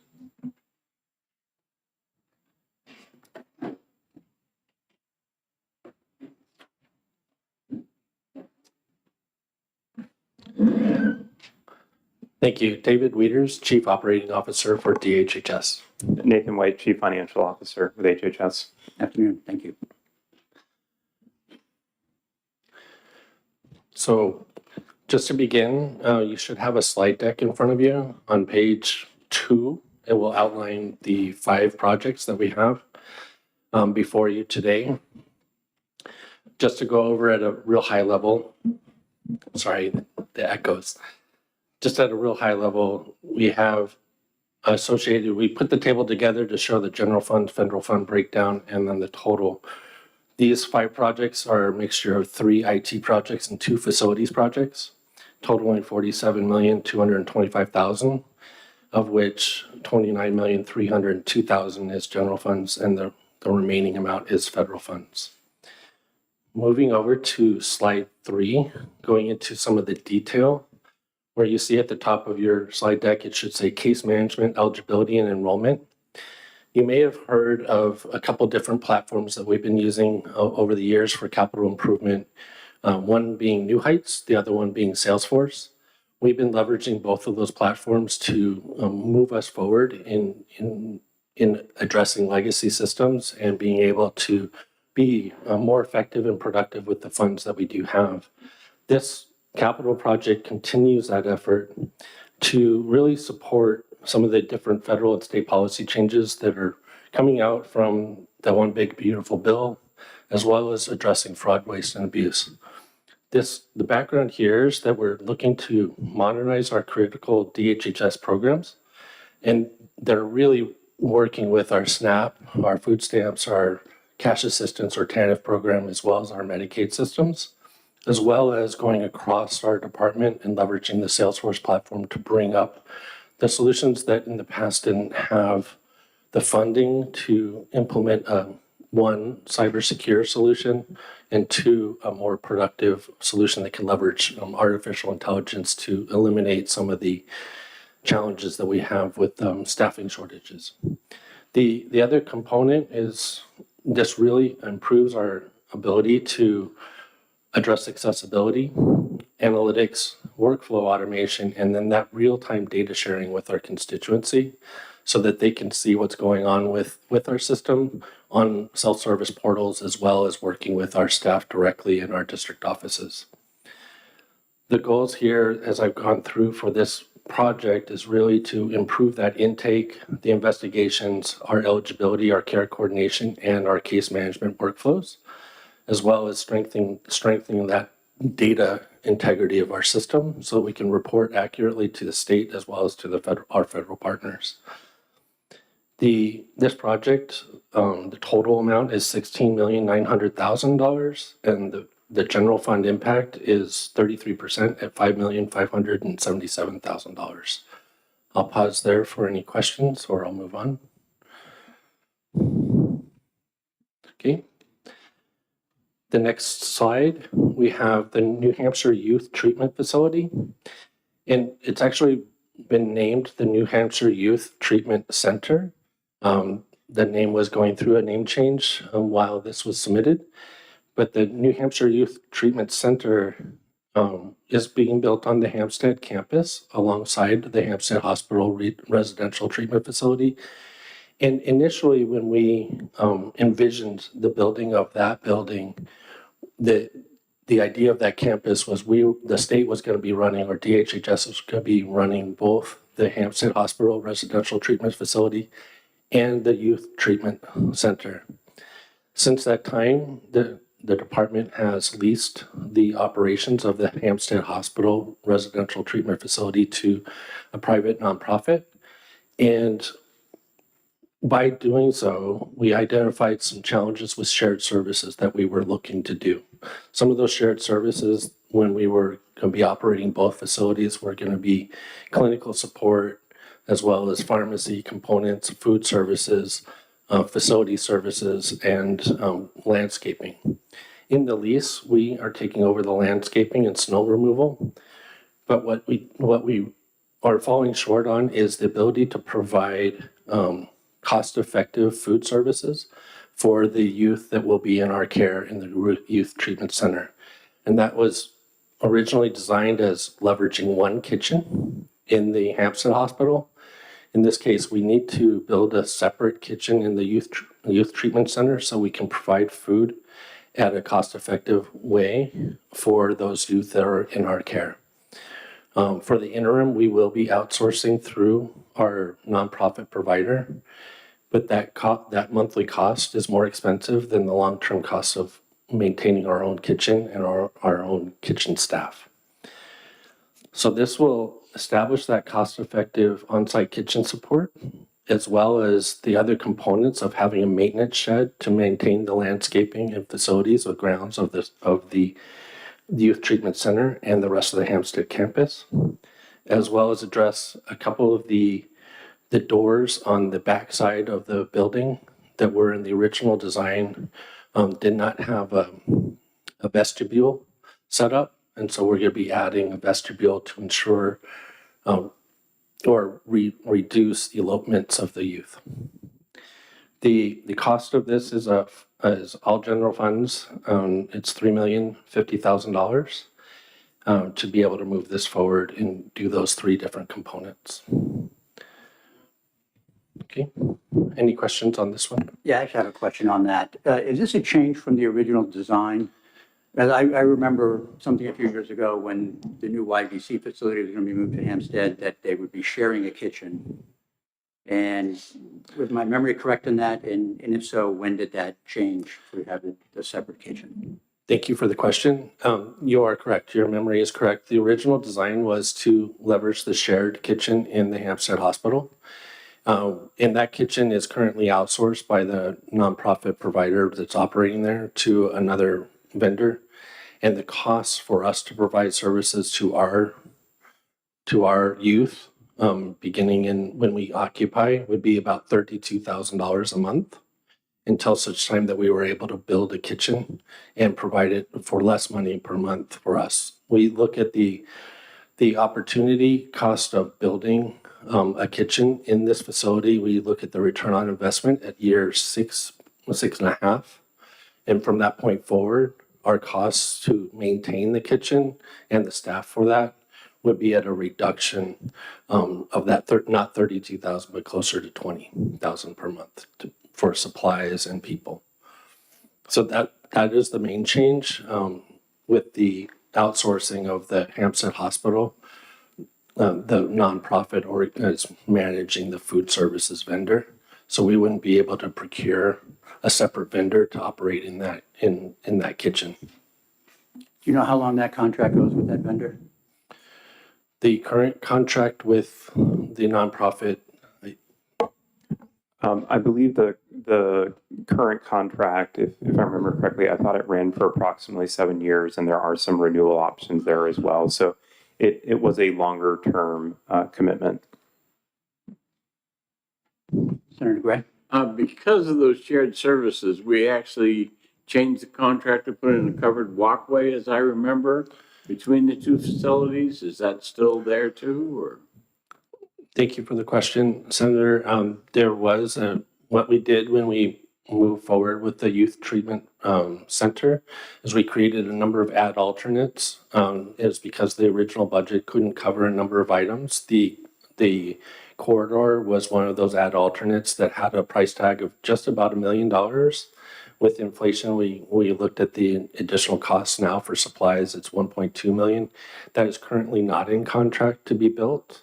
The way the food will be brought over from the Hampstead Hospital by the vendor will be in warming carts, and we will have facilities cleaning the concrete pad that the walkway between the two buildings is being built but not covered. So they'll be taking it through the ice and the rain.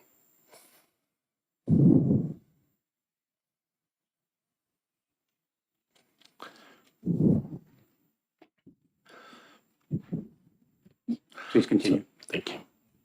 So moving on to slide 5, the child support modernization. There's an acronym there, the New England Child Support Enforcement System, or we call it NEXUS. This system has been in place since 2014, and in previous capital hearings, I've talked about life cycles of IT systems. In most cases, life cycles of IT systems is about 10 years. Sometimes you go a little bit longer if you have a stable system. In this case, we had a stable system that was certified in 2019, but we haven't invested any additional funds in the system. So it really is a good time for us to look at an RFP, go out and look at how we can replace the system with current technology. The strategy of the department is actually to start with an RFI, which request for information, and then moved into an RFP. We based the dollar amount of this capital request based off of other states implementing similar components of the system. And by moving this capital budget forward, we would be able to, be compliant with our federal partners and our state regulations, which means we have a number of software suite solutions that are actually end of life, end of support. If we maintain that and we have an audit finding, we can lose our federal funding. And it would enable us to continue to support the approximately 27,000 families distributing $78 million annually. This system is critical to child support enforcement in our state, and it is currently in compliance with the Social Security Act, Title 4D. But as we move into years 13, 14, 15 in the system, not upgrading the critical infrastructure of both the hardware and the software would leave us in a non-compliant state.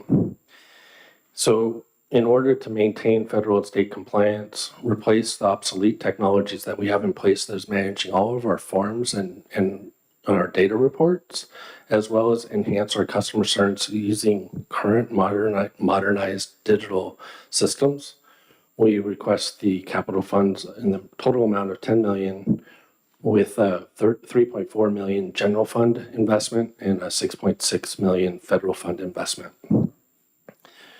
We are confident, based off of just as a component for all of these capital requests, when we are indicating federal funds, in the recent years, there's been indications of whether or not federal funds are available. We are confident with our partners for the Administration for Children and Families that we would be able to secure the federal funds based off of our current conversations with them and all of our capital budget requests. We've had those conversations with our federal partners to secure those funds.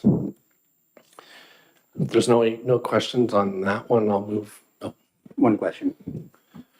Good afternoon. I have a quick question. Would this replacement also do the payments to the child support parent, or is this just more case management of the child support system? This is the payment system. So this would be the payment as well? Yes. Okay.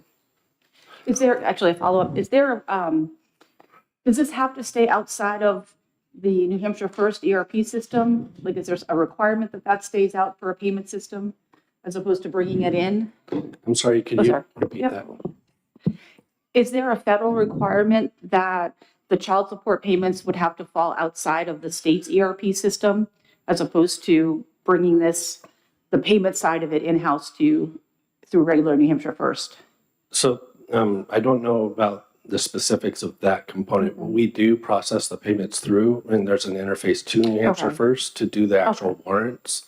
But the business rules and the components of the enforcement of who we take the money, the money from people's paychecks and then do the payment. That's what this child enforcement system will do. All right, no, that helps. Thanks. Any other questions? No. Thank you. Moving on to the next slide, the New Hampshire Hospital modernization and deferred maintenance. One thing to note that I meant to note at the beginning is we do have a scope that we would like to modify as part of this hearing. And we're going to talk about that in the next slide. And it's due to some of the components I'm going to talk about right now.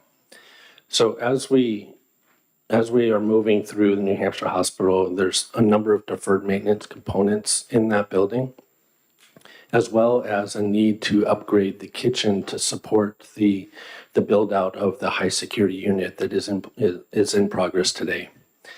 That high security unit, as it's in progress today, has had some challenges, as we know.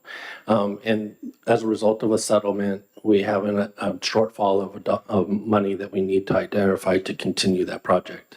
So I'll talk about that on the next slide a little bit. But this specific capital request is to address the kitchen renovations that will be able to make the food, store the food, as well as serve the food for the additional residents or patients at the high security unit, as well as continue to upgrade the equipment so that they can maintain services in the New Hampshire Hospital, as well as replace the underground fuel storage tanks that we have submitted this previous bienniums that are getting to the point of deferred maintenance where we could have failures and violations there, and then boiler conversions and elevator replacements. So this really is focused on health and safety and environmental compliance. The upgrade of the kitchen and cafeteria, as I stated before, really is regarding the increased patient capacity that we would anticipate with the high security unit. And it was always considered something that we would need to do for New Hampshire Hospital. As opposed to building a separate kitchen in the high security unit, we were going to leverage the New Hampshire Hospital kitchen with upgrades. Replacing the aging elevators is really important for patient care, accessibility, and emergency response. In a normal business building, we can go without elevators and go upstairs in many cases and relocate staff to the first floor. In a hospital setting, it's critical to have a working elevator to move patients from floor to floor, not just for emergencies, but just a normal business practice. And then the last component of the goal of this capital project is really to reduce the downtime and maintenance risks, and instead of being reactive to failures in the building, being proactive so that we don't have the costly failures of boilers and elevators, as well as storage tanks. The total cost for this is $11,700,000. It's all general funds for this capital request. Is there any questions on this one? What's the reason for the need for the replacement of the underground fuel tanks and the elevators? Did they fail inspections? Are they aged out? Or what's the status of those? I'm going to ask Ellen Lapointe to step up and see if she has that information. She's the CEO for New Hampshire Hospital. No worries. Hi, Ellen Lapointe, CEO of New Hampshire Hospital. Thank you for the question. So in reference to the underground storage tanks, we are required to have a backup fuel source from a regulatory perspective. And currently the facility stores number 6 fuel oil in the underground storage tanks. And that is intended to serve as the secondary fuel source for the boiler plant. This backup fuel source is critical because the boiler plant supports the building heat, domestic hot water, reheat coils, steam coils, several other components. This existing number 6 fuel oil system is no longer reliable, and it requires replacement to be able to meet both environmental and regulatory needs per CMS and Joint Commission. In terms of the elevators, we have several elevators between New Hampshire Hospital and the Philbrook building, and they are aging and no longer meet modern reliability expectations. They incur frequent breakdowns. We do have patients who need to utilize those elevators based on their mobility needs. So replacement of elevators in both of those locations would be required to be able to meet ADA compliance. Thank you. Is this required? I'm just glancing at your sheet here. Are the different components of it segregated out such that if you, let's say for the sake of argument, the budget ended up funding, didn't have 11, but had 5. Are your components discrete enough to be estimated individually? Yes, we could provide the members with a follow-up with a detailed breakdown of each one, if that would be helpful.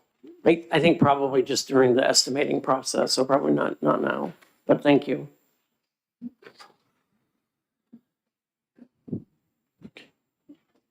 Senator Gray? On the fuel storage tanks, there was federal law that changed about the storage tanks and the life and all that. And just get back to me and make sure that that is one of those things that we are doing it because of compliance. Certainly we will. Thank you. So moving on to the next slide, the New Hampshire modification to the original request. So this is modifying the scope of the previous capital project. And so the idea here is basically the high security unit build has been underway, as you can see, since the groundbreaking in 2023. However, there were some design errors that were identified in the structural foundation components, and the state settled with the insurance carriers after that with a $9.9 million settlement. The state is still in need of additional funds to address the costs resulting from the delays of the design errors. And our state amount that we're short is about $4.85 million. So what we're looking for is the ability to add that scope into the existing capital budget, and for us to give you the itemized list that we were talking about earlier. And we may need to reduce the costs of, like, maybe remove components of the kitchen or components of elevators so that we can manage this $4.85 million deficit. It is a capital request to continue the high security unit work. We don't have the funds to offset that.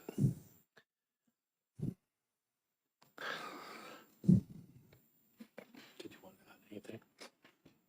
The only other thing to add there is we have looked to see if there are any other funding sources available. We did find approximately $1.5 million of ARPA funds back in February to try to mitigate some of that overall impact. But unfortunately, this is the current shortfall that we are projecting necessary to complete the high security unit build.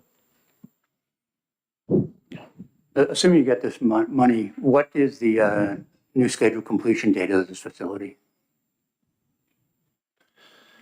You probably know this. Ted, Ted, do you know? Yes, I'm pretty sure it's going to be the summer of 2027. that sounds about right. Is the Thank you. completion. Thank you. Thank you. So moving on to our last capital project on slide 8. This one is for population and public health modernization. And what this one is we're trying to create a public health wide enterprise data management system. We started with the food protection system, which was deployed in December of 2025. It was one of our first, not first successful Salesforce, but fastest Salesforce implementation. We had a vendor that was unwilling to implement some of our requirements for a renewal for a contract. So we had 6 months to replace that system. We were able to do that. However, with the limited funding, we were only able to get what we call a minimal viable product. So they're up and running, providing food protection services for all the restaurants and grocery stores in the state. However, the goal is to be able to go further than that and make it more user-friendly for providers, as well as extend that Salesforce implementation to support other areas that operate very similar, to include the Lead Safe New Hampshire program, as well as our health officer training and collaboration workforce teams. So that really is a whole bureau within public health, and it's been one of those systems that we've been running on what I would call access databases and legacy systems that were put together with federal funding, but with very specific purposes and not enough funding to do a more strategic one. This capital project allows us to reduce the childhood-led exposure through this integrated system. It allows us to integrate it with the platform that we've already implemented, so we don't have to recreate the wheel. It's sort of like getting a building and adding to the building as opposed to destroying the building, building a whole new one. We're adding to it and making it more effective and supporting different programs. It also will improve the complaint tracking and public reporting requirements that we need to do for both our federal and state reporting requirements.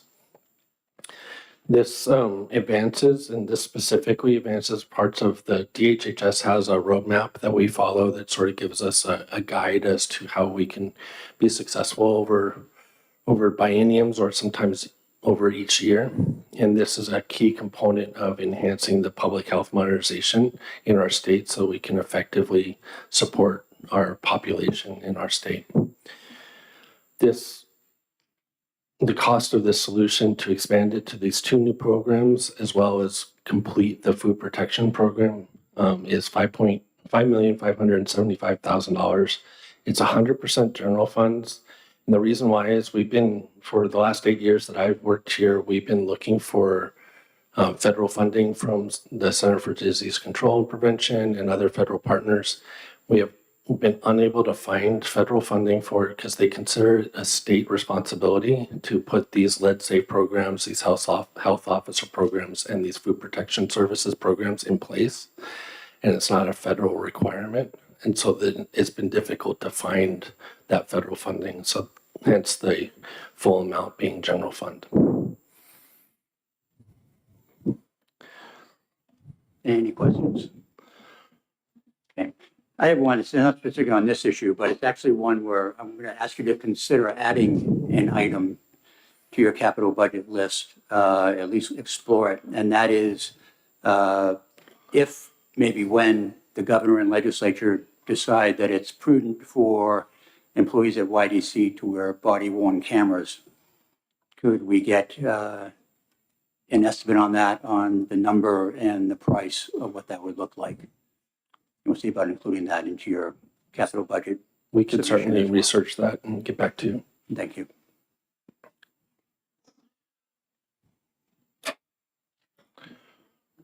Thank you very much. Thank you. Appreciate your Thank you.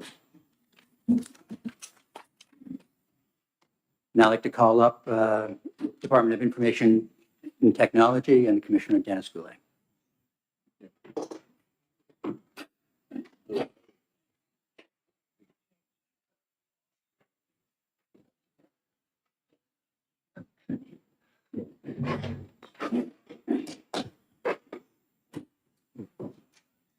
On?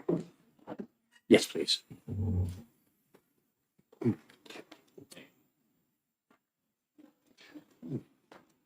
Good afternoon. Good afternoon, Mr. Chair, members of the committee.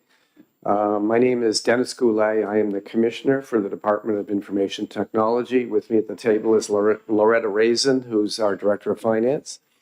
DOIT is requesting 2 items this time. The first of which is cybersecurity enhancements. And the second is the digital government transformation. So moving on to page 3, I'll start to talk about cybersecurity. Cybersecurity has been our #1 capital appropriation request, #1 priority capital appropriation request since I've been here. So it's a little over 11 years now. And I don't expect that to change. If you look at the National Association of State Chief Information Officers does a survey of all state CIOs every year, and it's been like 12 years straight that, 14 years straight that cybersecurity has been the #1 for all states CIOs. The reason for that is it just keeps changing, and the pace of change now is increasing with AI. So we're actually implementing what, a year and a half ago I would have said is the very latest and greatest things we're in the process of implementing those, and already there's new things that we have to look at. And AI is driving a good deal of that. One of the things is that during an attempted attack now, instead of launching an attack and seeing if it works or not, we're seeing adversaries launching attacks from and then having multiple robots around the globe watching and seeing what's occurring, what's working and not working, and making subtle tweaks to that attack as it goes. So it's rendering some of the protections we've had less effective. And you may have seen, like, endpoint protection. You may have heard that term. That is what's on everybody's devices. My PC over there, my state phone here. There was an example in Nevada where the state was essentially taken down by a ransomware attack by circumventing that endpoint protection. So we're concerned about that. Typically, our cycle goes thus. We will request a capital appropriation for cybersecurity. We will, should the governor and the legislature grant us those funds, we then use those to adapt to the changes that are occurring during that biennium. And so we're not assuming that what we know now is going to be the same thing as what's occurring at the time when this biennial budget starts. Then we would implement and then move that into operating expense for future biennium. So all of the stuff that we've implemented in the past is now operating expense in my shared service budget. So really, the other area that AI is a concern for, and we're seeing new tools emerge on the market, is and it's really what could be looked at as a security and a privacy issue, is the use of AI in a manner that causes data that we should not be sharing to go into other people's large language models.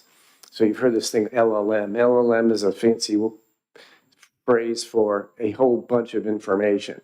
And you really don't want, some of the information we deal with is the most sensitive there is. And we want to be careful that we, number one, know if there's attempts to misuse technology in that way. And that could be not just, when I say misuse, I don't imply that people are intentionally being bad. It could be accidental. So we're looking in that area too. So that's what we know now. I think by the time HB 25 is passed in the future, the world will be a little different than it is now, because that's been the history. But I'll stop and take questions on that item before I move on to the next one.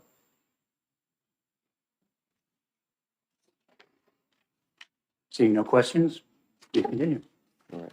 The second item is digital government transformation. And we've been on this journey for really years and years, and have made a lot, and frankly have made a lot of progress. I remember when Governor Sununu, when he was first elected, took me into my office, or his office, and I was all excited about meeting with him. And he said, you know, our websites are terrible, and we need to do something about it. And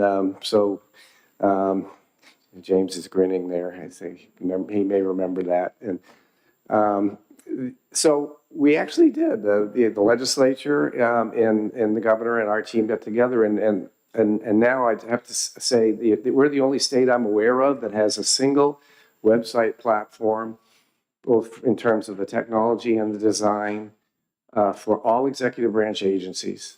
And in fact, we have, the courts are using that platform as well as the Secretary of State. So it's been really successful in what I call enterprise alignment. So we're getting really good economies of scale. That whole platform, not including the labor that supports it, is under $500,000 a year to run all the executive branch agencies and those other entities on the single website platform. So I think it's a great example of a successful enterprise alignment in digital government transformation. And since then, we've been doing a bunch of other things. AI is what everybody's talking about right now. And there's the good side of AI and there's the bad side of AI. And every day we learn more about what's good and what isn't. It's a very fast moving target. But one of the things that organizations have been targeting is productivity-based AI. And as New Hampshire has as well, we don't have the latest and greatest Microsoft software for our employees to use, but it does have this thing called Copilot Chat. It's buried in the Teams application, and we've been providing a supportive environment for state employees to, get help, use this to improve their productivity in a way that's safe. And when I say is the way that's safe is we study, before we roll anything else, we study what the risks are. And then we might put guardrails around it to make sure, again, that information isn't getting leaked that shouldn't get leaked out. What I can say is that I didn't realize this till I was told by an outside entity, but we actually have the highest percentage of executive branch employees using productivity technology on a monthly basis of any New England state. So I wasn't trying to win any contests, but because of that, it appears to be, and this was been supported by independent research, that there's a strong correlation between the supportive environment where there's some training and availability. We do what we call office hours once a week where, state employees can go join and ask questions. And that seems to be working. So we'll continue on that, looking for safe ways to improve productivity using technology. Now some of that's in capital, but the lion's share of that would be we'll be sharing some thoughts with the budget director around some other more premium products that really would jump right into operating expense. They really wouldn't be appropriate to consider as capital requests. So AI is one of the areas we're going to continue to work on our websites, particularly on the making things easier for our constituents.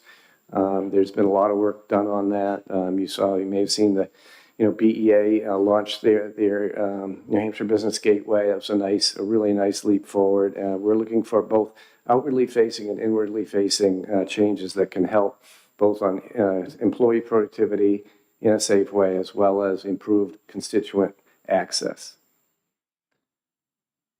That's it. Questions? Senator Grant.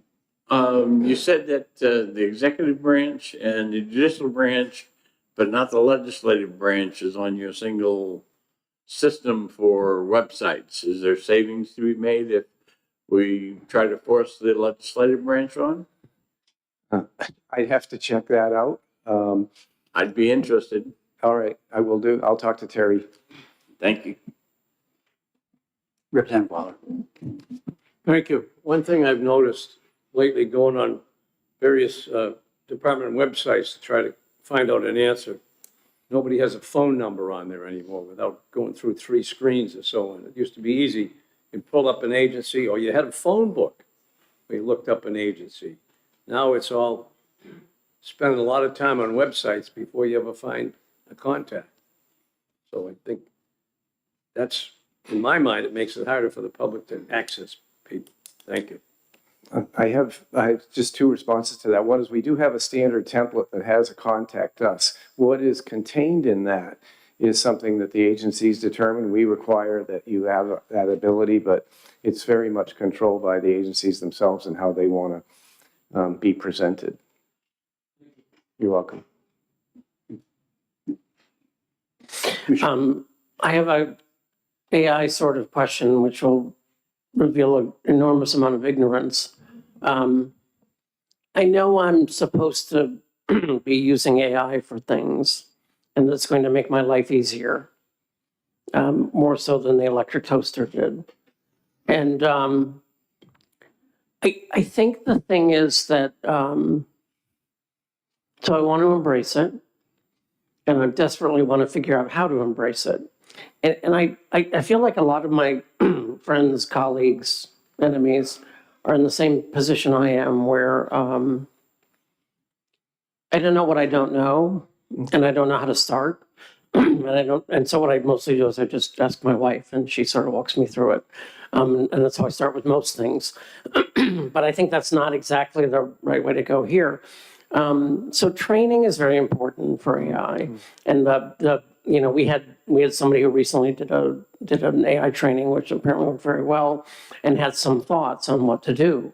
And we're trying to figure out, how do I how do I get people to start thinking in a technological way as opposed to just fearing that the robots are going to take over and kill us all?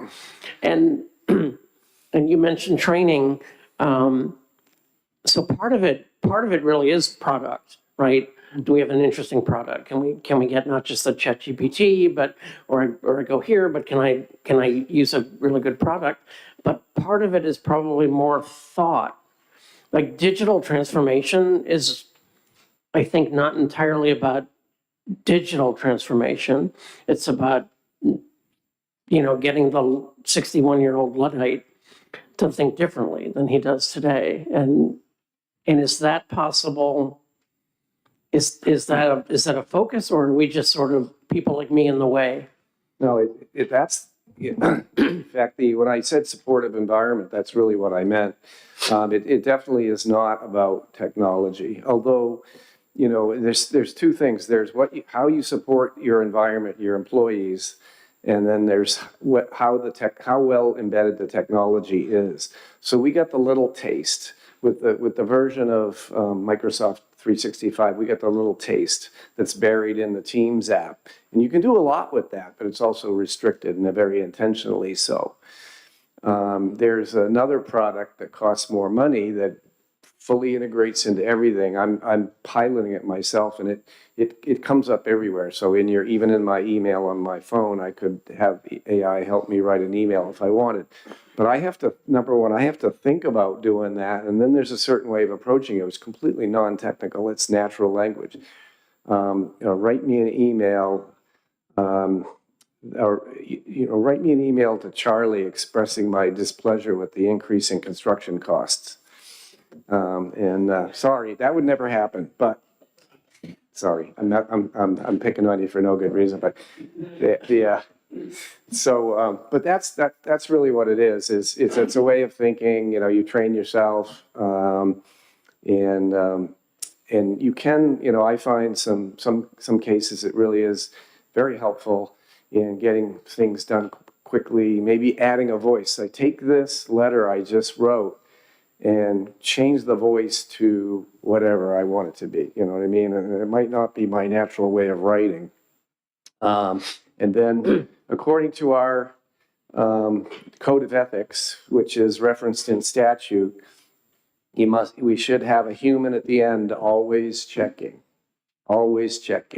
not just not just basic productivity AI where you're creating an email or a Word document or a PowerPoint, but also decisions like if it were embedded in a process of a permit adjudication or a license adjudication, you have to have the human at the end. And in fact, research shows that you should not have the AI make a suggestion. You should give the human information and have the AI present that information, and then the human makes the decision. So that's kind of how we're approaching that. Is there a challenge with from a both security and privacy standpoint where one of the things I want to do is upload, I guess, giant quantities of information for the robots to analyze and figure stuff out. And somebody told me a year and a half ago during the budget process that they literally uploaded the state budget and said, make suggestions for cuts.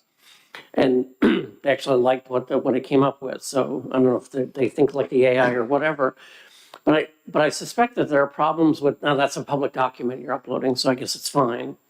But I suspect that there are AI applications or ways to use AI where I'm analyzing sensitive data or data that I don't want to give the robot. So you hit on terms and conditions as it relates to data privacy and security are a big deal.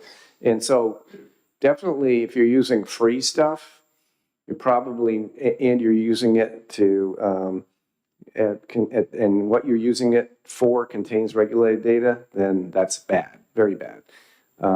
So we have to look at that. And then we also have to, I believe our code of ethics is dated. We are actually proud that we were one of the second state in the United States that had one. Now, that's years ago, so now we have to re-up our game there. And what we're doing is forming a committee that's going to be a mixture of agency folks as well as other thought leaders to start bringing out, you know, how do we want to manage AI? We're going to call it the, I think, the AI Governance Committee. And we'll probably seek, depending, you know, we've seen some legislation coming, you know, flowing around that might have actually done that, but we were already thinking about it because we felt we needed it. So we may ask for help in our enabling legislation to get a committee and statute there that has some regulatory authority around the AI usage in the executive branch. And you know, we would want to bring other branches in just for, I know I don't have authority there, but just for input, branches and constitutional offices, just to get the input and getting enough voices in the development and ongoing maintenance of an AI governance structure for the state.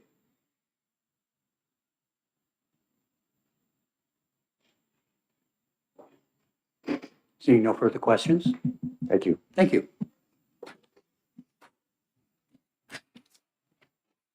And next up, I'd like to invite the New Hampshire Veterans Home.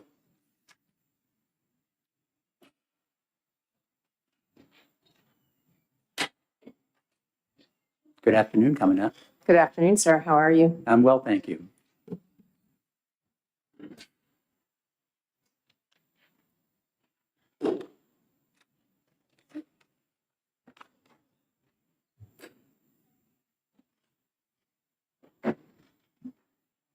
Thank you. I begin. Okay, thank you. Thanks for having us today.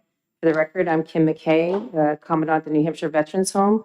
And with me today, I have Karen Hebert, our Chief Operating Officer, as well as our CFO, Susan Glover, with us.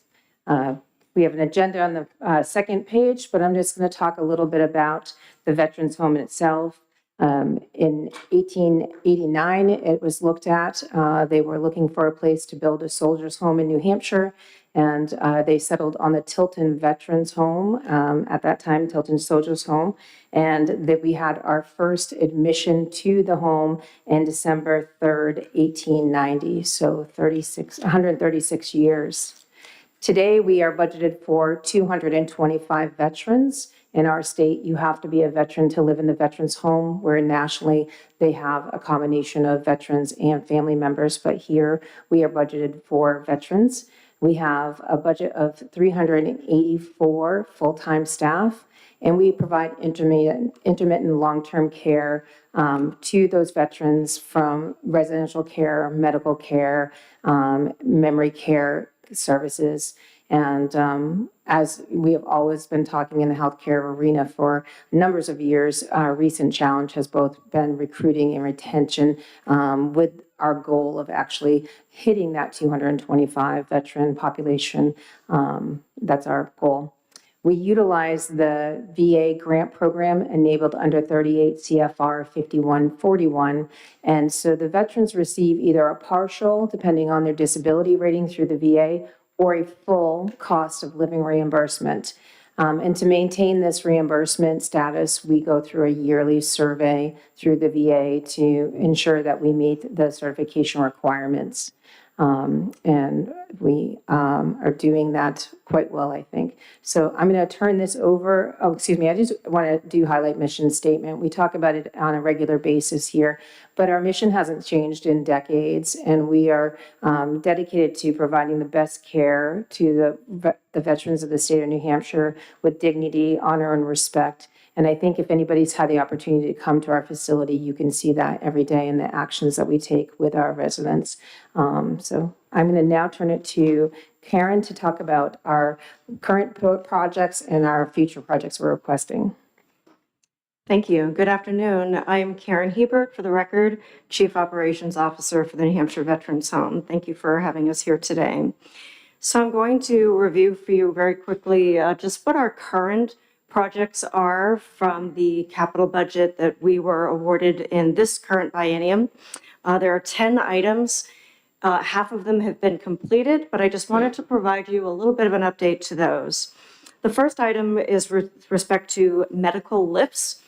These are essentially assistive devices that are designed to safely lift and transfer individuals from beds to the bathroom to wheelchairs, essentially for their safety, but also for the safety of staff to reduce and mitigate injuries. The Veterans Home uses ceiling lifts. There are different models, but that is the model that we use. This eliminates the need for manual moving of individuals to protect them from falling. In this, with this current budget, we have installed 44 ceiling lifts, and I'm going to talk about that a little bit more in the current request.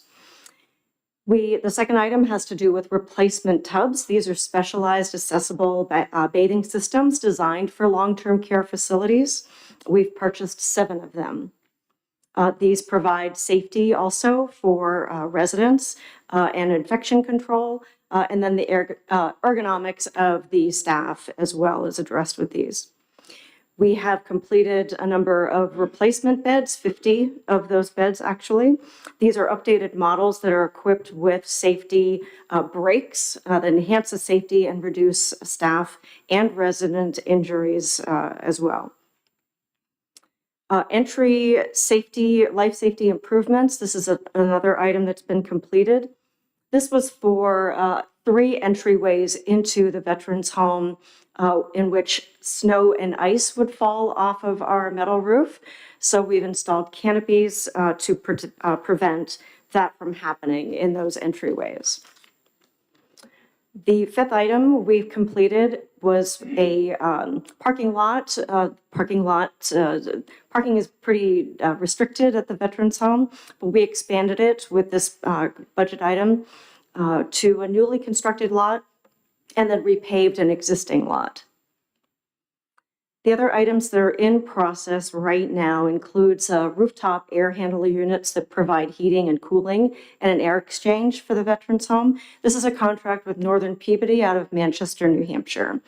The compressors are tentatively scheduled to be installed on the rooftops this fall. We have a diesel tank replacement that is in process. With this tank formerly was used to feed our boiler system, but we have since converted to natural gas. Abandoned tanks are regulated by state law pretty specifically, that they are to be either removed or closed off, so to speak, but then constantly maintained and tested to ensure that if there's corrosion, which there typically is, that there isn't any leakage from that particular corrosion. So it's pretty unsafe to leave diesel tanks in the ground. It is strongly recommended by the Department of Environmental Services and our state fire marshal to remove them. So that is what we are doing. One section of our building is known as the Tar South section of the building. This is named after one of the previous commandants, Kenneth Tarr. So the Tar South building is currently not in use because we are not in compliance with ADA requirements, as well as infection prevention and control requirements. For example, door widths need to be a certain width, and they are not. We can't get some of the wheelchairs through them, as well as a number of areas of these rooms that have tile, for example, or some of the flooring that is now uneven. There have been cracks in tiles from settling of the building. So that needs to be renovated and replaced. There's a number of furniture, closets, and furniture that are in need of repair or replacement, actually, because they are broken. This is in process right now through the first phase, which includes essentially design plans for the renovation itself. It was awarded to Oak Point Associates out of Portsmouth, New Hampshire. The 9th item on our current list is with respect to water drainage in one of our elevators. This is in process. They are essentially replacing a telescopic piston and trying to obtain a part that is apparently difficult to get, but that is in process. We expect that to be completed soon. The last item is our building addition with the first floor expansion. This new addition will accommodate 20 veterans, and the construction is ongoing and expected to be targeted completion date in February of '27. So the associated budget for each of these items is on slide 7. If you have any questions about those items. You didn't tell us how many more beds you'll have with Tar South. You got the 20 in the other. How many in the Tar South? So Tar South is in our original count. We just aren't utilizing them right now. We have 225 beds in our total facility. The new addition is not going to add beds. It's going to change the makeup. We have one neighborhood that was built in the 1950s. It's called the Welch neighborhood. And that area, those rooms are doubles, but they're too small to meet the requirements from the VA for room size. So we do not use them as doubles. We use them as singles. What the new addition is going to allow us to do is to then have those rooms considered permanently one-person rooms. So we're not growing the census. So with the, right now, our vacancy, we have 155 residents that we have beds. And so the Tar South is those beds we're not utilizing right now. When that unit opens up, we will add those to our count, but it won't increase our actual 225 count. And you've been able to get the staff needed to maintain all those? That's why we have not filled them, because we have a staffing shortage. We have improved it significantly.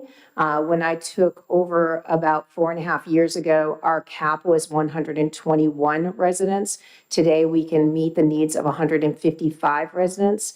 And so when we add more and more nursing staff, we're able to increase those numbers.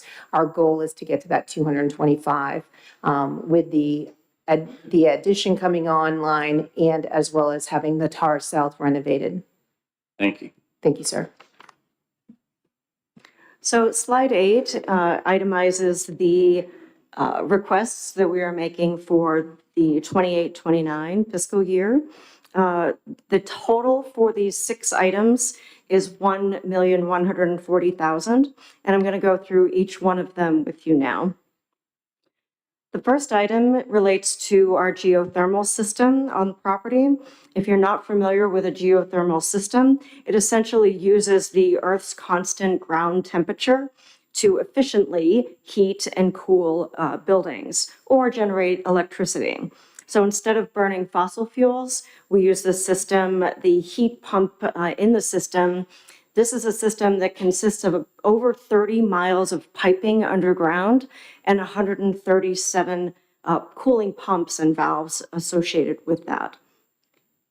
So the heat pump essentially in the wintertime moves heat from the ground to heat the building, and in the summertime it does the reverse. It removes heat from the building back into the ground. It's a very, very effective and efficient system.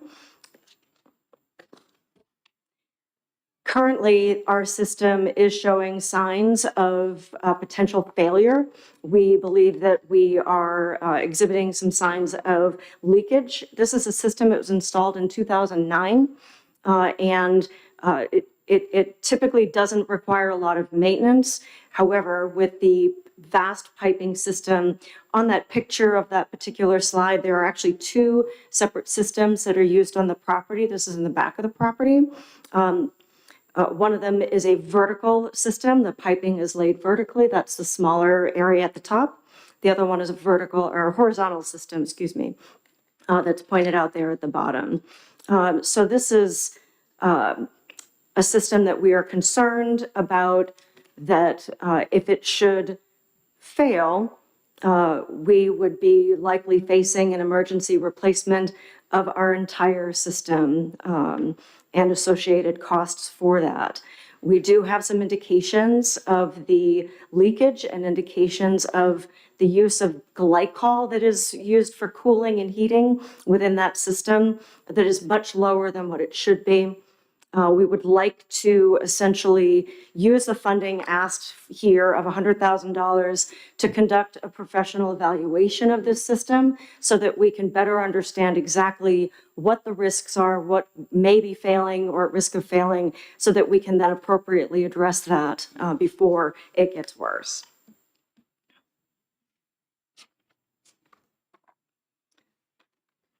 The second item is with respect to siding replacement on another section of our building.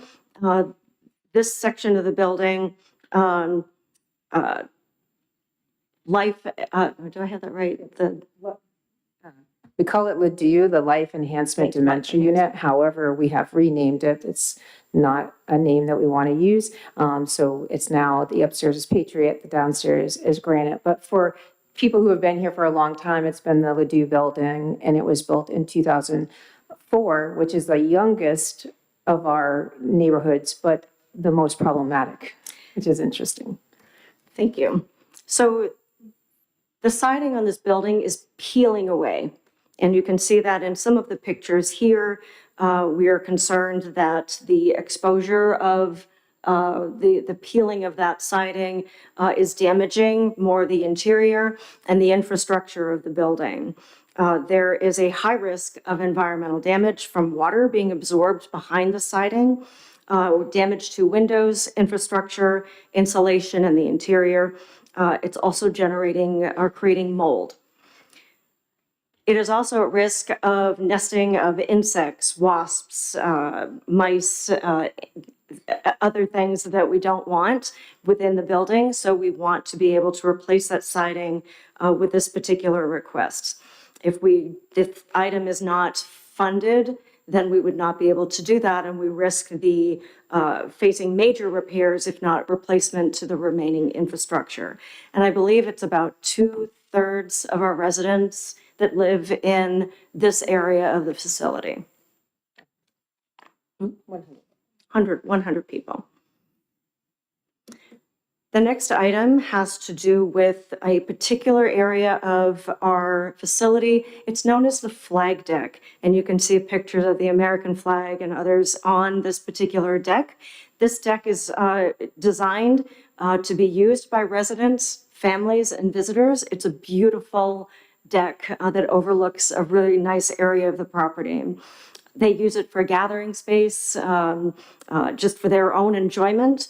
And unfortunately, the space only has a stone wall around the perimeter of it that in some places is only 2 feet high, other places about 2.5 feet high. So it is not in compliance with ADA requirements that require 42-inch height for that perimeter. We are concerned, of course, of injuries, and no one is allowed to use the deck at this time, unfortunately, because of that circumstance. We're afraid of course, individuals falling because it is much lower than people's typical center of gravity. If we are not able to fund this item, then we will not, our veterans and their guests will not be able to use this beautiful deck for their home events and other activities. The next item has to do with additional medical lifts that we are requesting. This would be an additional 20 lifts to go along with the 44 that we have in previous budget, capital budget requests. This would essentially outfit, as I said, 20 additional rooms. They are ceiling lifts designed to safely and properly transfer individuals between beds, chairs, wheelchairs, and bathrooms for the safety of our veterans, but also the safety of staff. Staff do receive extensive training on how to lift people safely. However, their strength is often not a match for balancing and lifting the weight of another person.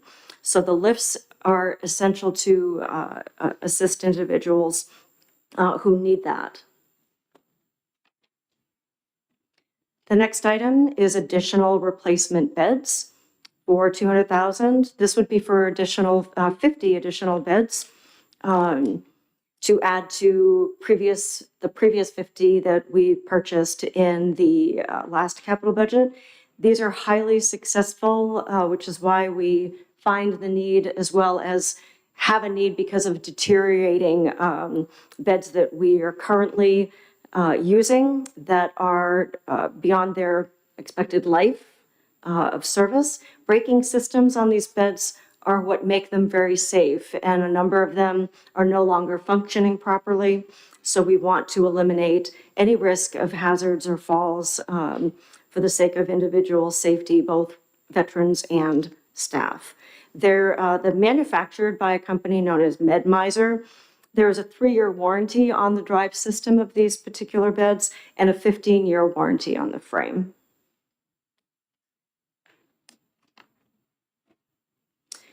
The next item is a continuation or further funding for the TAR South renovation that I mentioned earlier. The amount is $400,000. Again, this is to continue with the completion of these renovations that includes expansion of the width of doors to 48 inches, as many of them are 36 and 42, as well as bathroom doors, the bathroom flooring, other areas of flooring, closets, furniture, et cetera, in these rooms. Due to the age of the building, these renovations are necessary. So this is funding for continuation of this particular project. If we're not to receive funding for this project, we will not be able to complete it. And then the area would not be able to be used. Are there any questions? Good afternoon. Mine is a more general question, and I was wondering with your 26-27 projects, there's a few that are completed, and then there's some significant money in those that are not yet completed. And I was just wondering if there's any funding available in those projects that could be repurposed towards your 28-29 request. I'm going to ask CFO Susan Glover to answer your question. Thank you. Good afternoon, Susan Glover, the Chief Financial Officer of the Veterans Home.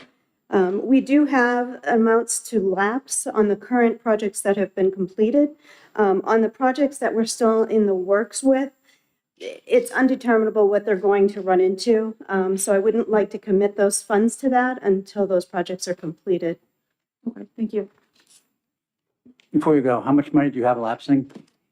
I just had that page open. Do you have that one? Yes, right here. So 1, 2, 3, about 250,000. Great, thank you. Welcome.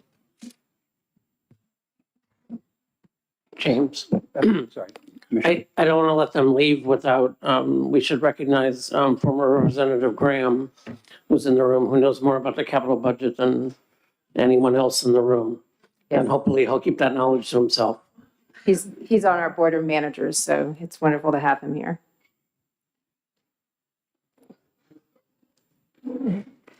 Thank you very much. Thank you so much. Greatly We appreciate your time. Okay, I'd like to call up the Business and Economic Affairs Department.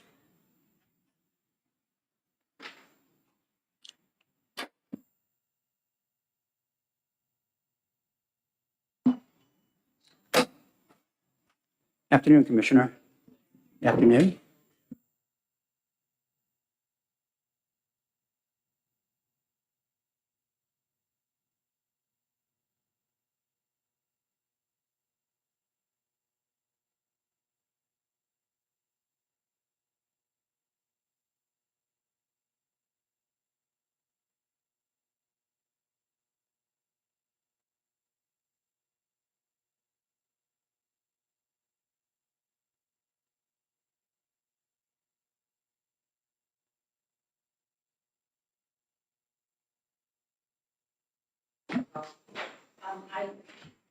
Yeah, just hit the red button and I think you're ready to go, Commissioner. Should we wait or not wait? Yeah, Don't you wait. can start. All Yeah. right. So we are coming forward today from Business and Economic Affairs requesting funding for 4 different projects. 3 of them are from the general funds and 1 of them is to accept some federal funds. So first and foremost, these are they're all software based and they will allow us to build upon existing state technology platforms, improve in compliance and reporting capabilities, enhance cybersecurity and accessibility. I'll provide the scalable infrastructure necessary to support current and future programs. And I would appreciate your consideration and would like to briefly walk you through each of the projects we would like to talk about. First one, Dennis, thank you for teeing us up on this one, which is currently we have 13 of the state agencies up on the Business Gateway, and we're looking to add 6 more in the next year. This would allow us to go forward in 3 specific areas. One with safety, and I think Dennis really went into the safety of all of the programs that we need to be looking at for the state. This, the Business Gateway, if you're not familiar with it, part of the reason I wanted to wait was Senator Waters said that he was looking for phone numbers. Under the Contact Us on the Business Gateway actually has each department that participates direct phone numbers. So there are phone numbers available there. So under this, safety is the first one, and making sure that the agency, DOIT, and our third-party vendors are on top of all of the security threats and solutions. While the gateway will not have a person's financial or crucial identifiable information within its systems, such as social security or credit card numbers, it will, through a single sign-in process, connect with systems that might have that data. So safety is our first priority there. Thorough and ongoing process of identifying, addressing, and preventing these threats will involve software and personnel resources. Another area to consider is accessibility. The standards, whether on computers, phones, tablets, that the federal government requires all government entities that have more than 50,000 people. While we have worked extensively to ensure the site meets the current technological standards, there's an acronym that is Web Content Accessibility Guidelines that are required by the federal government. We do have words that these are going to be updated again for 28 through 30, and those will require us to have the financial wherewithal to make those changes to keep ourselves in compliance. The next one for this one is functionality. It's important, especially with the rapidly changing technological environment. The Gateway does not use AI in any capacity today. This is deliberate. We made this choice to make sure users are secure, that the state worker is there to assist them with any challenge they may have. However, as AI evolves, it may be prudent to add elements of it to the Gateway, such as a chatbot. In addition, even the look and the feel of sites have changed in the last few years. Making sure the Gateway is fresh and up to date is important. Having the resources to make the changes that make progress more efficient and appealing to the user will be important. That's the first one, which is the Gateway. Any questions on that? The dollars asked for on that one are the highest dollars, which is $1,056,000 that are requested out of general funds. The next one is for our planning department, a data portal, which we're asking for $450,000 out of general funds. This is page 6 in your presentation. We're requesting approval for funding to develop a planning data portal. I'm sure you're well aware of the fact that most municipalities have volunteer planning and zoning personnel. And when you're a volunteer, you don't necessarily have all the background necessary or the resources to put this data together yourself. So the thought would be this is an investment in modernizing how planning-related information is collected, managed, and analyzed across New Hampshire's 234 municipalities, consisting of 221 towns.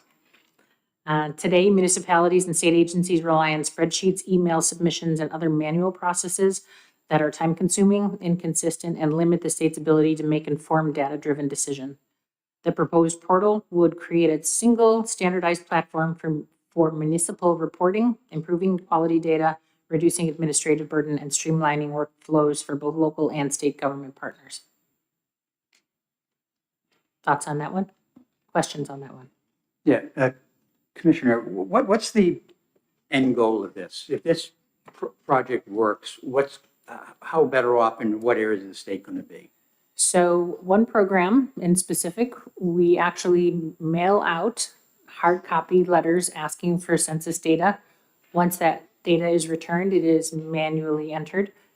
This would allow us to put some of that online and be able to ingest it in real time that way versus having the human element touching every single one of those pieces of data. The long-term goal would be to have it be part of the gateway and offering access online and a forward public-facing environment. Great, thank you. Any other questions on that one? The third one is Salesforce. This is the second time I heard Salesforce in the room. My guess is I wasn't the only time today. We manage roughly $37 million fiscal year by fiscal year in grants. And this 375,000 request to build out a grant management platform would allow us to, again, cut back on some manual labor there. So we're requesting approval for funding to invest in developing a Salesforce-based grant management platform to modernize, streamline the administration of the millions of dollars of grant funding by replacing fragmented manual process with centralized scalable solutions. By leveraging the state's existing Salesforce investment, BEA can reduce implementation costs and risk while building upon enterprise capabilities. One of my first meetings with the leadership group was how we have 9 different people touching grants in our organization, just in BEA. 9 different people administering them in their own ways, asking for some software to help manage that, and some of them out getting quotes on their own. Meanwhile, we have the Salesforce contract already as the state, and one person in the group knew that there was the ability to do something like this. So this is meant to mainstream some of those efforts. And I know Commissioner Goulet has already had some experience walking down the road with this software. Not a question, but just Salesforce has these pieces of functionality. One of them is called Grants Maker, and BEA's first in. Safety wants to get involved in that. And I'm hoping that this will become another enterprise platform that agencies can use in a consistent way that'll drive economies of scale for that important function that a lot of agencies do. So I've been talking to the leadership at Safety as well, and hopefully we can combine our efforts on this. Any other questions on this one? Is there an ROI on this? So the ROI really becomes more of the manpower hours and where they're having to do it longhand right now. So we are using what I would say are self-created pieces of software to manage the grants. Does the 37 million increase? The answer is no. If that's what that was. I would love it. More time to apply for grants. The next one, which is page 9 for you, is a workforce subrecipient relationship management tool. These are federal funds, and we're asking to accept $525,000 in federal funds. The thing that I want to differentiate here is what's the difference in this management plan and the Salesforce grant management plan. The workforce subrecipient one has client data in it and is used across the country. And by approving this one, it allows us to meet the WIOA criteria with slightly less of our workforce. And we have been constrained to making sure that our staff manages all of the WIOA compliance without using a contractor or third party. This would help them even further, and these are federally approved softwares. Did I miss anything? Questions on these ones? Questions? Commissioner? Is there, so the last 2 items have some commonalities in them. Obviously, the federal component.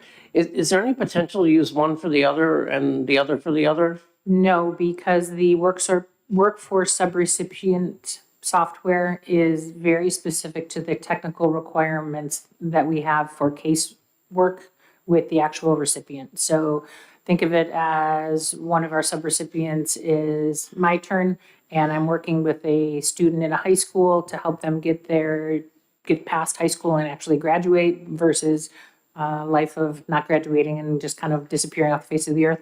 There's a lot of that type of data that is required for this one versus the other one is grant specific compliance of, think, Housing Champions.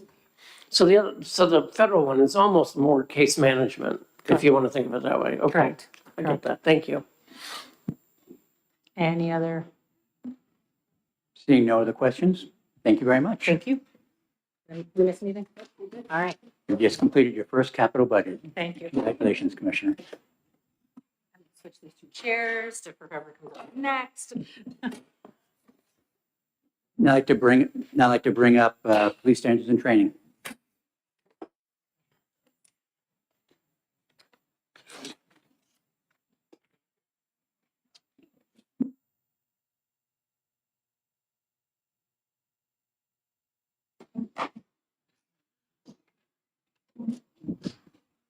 Good afternoon, Chair. Good afternoon, ladies and gentlemen. My name is John Skippa, and I am the Director of New Hampshire Police Standards and Training.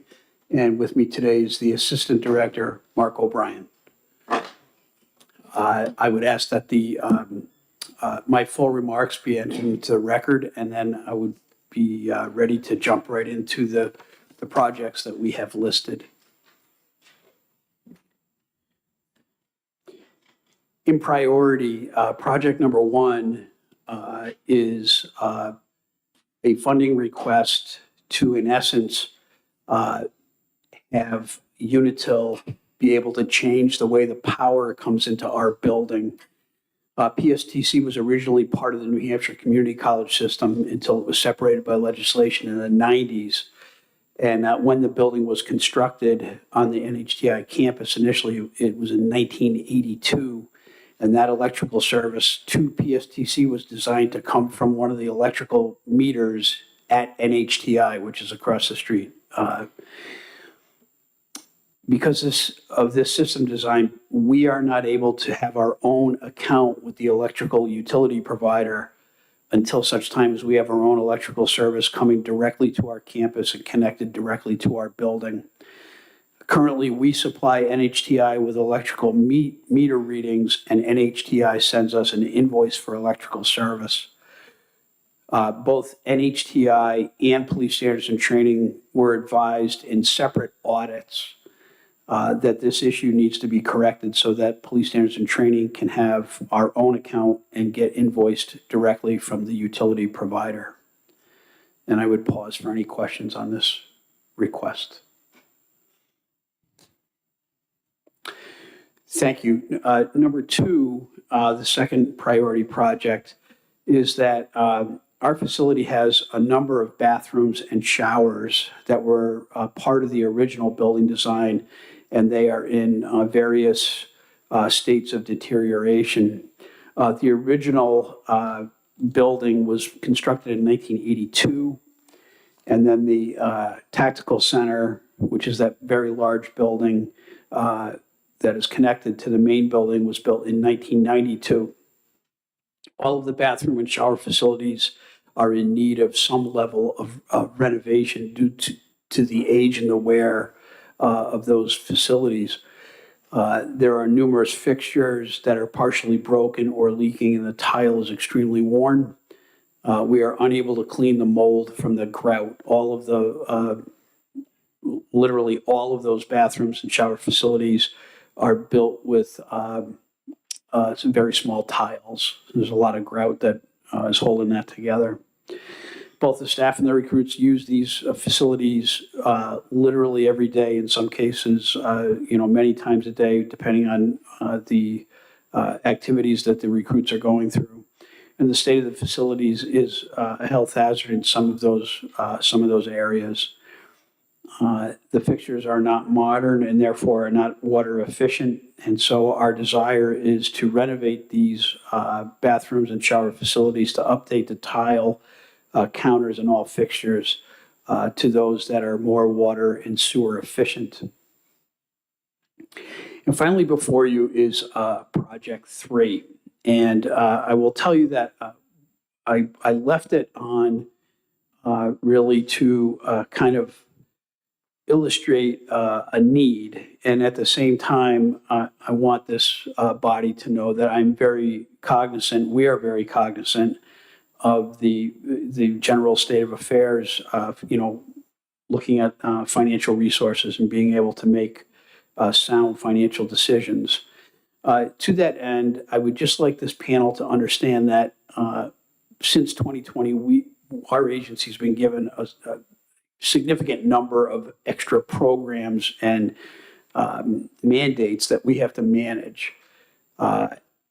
And so that has caused an increase in our staffing, and it's also increased dramatically the need for more space in our building. We're currently out of space with regard to being able to provide areas where we can conduct skills training and scenario training. We did make a prior request to have an addition put onto the building. I will tell you that myself and the assistant director had the opportunity to kind of meet and talk about other projects that are going on in the building. At this time, I'd like to withdraw the request for Project 3. But I want this body to understand that presently we have 3 different capital projects that are moving forward in our building. These projects were approved and appropriated for about 4 years ago. And they are just in the kind of the estimate and architectural drawing state right now.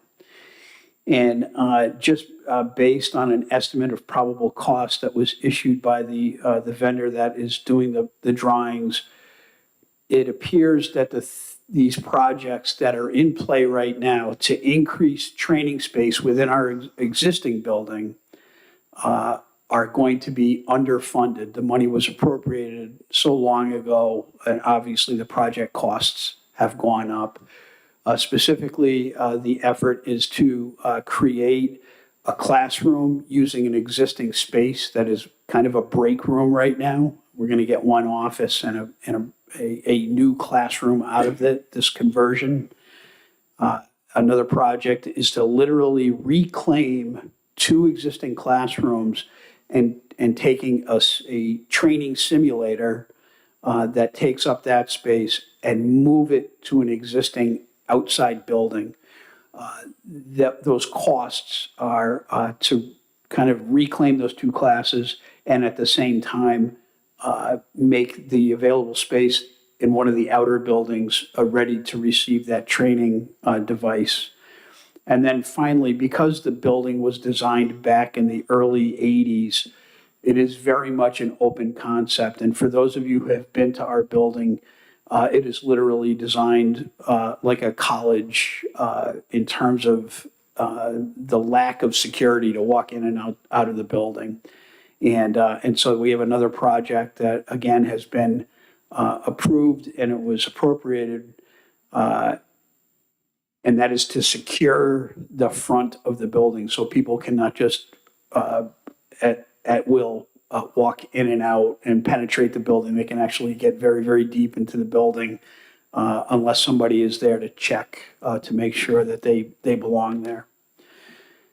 So to that end, again, understanding that the ask for an addition or a new building to be built on the project number 3, I'd like to withdraw that. It's a big ask, and the more we thought about it, getting ready to come here today, the more we realized that it is more important for us to be able to seek support to make sure that we can get the funding to complete the projects that have already gotten project numbers. We're using existing space, and it will be significantly less cost to reclaim and create that new training space. And with that, ladies and gentlemen, I stand ready for any questions. What was the reason? I actually remember those projects, and they were from the 24-25 budget, I believe.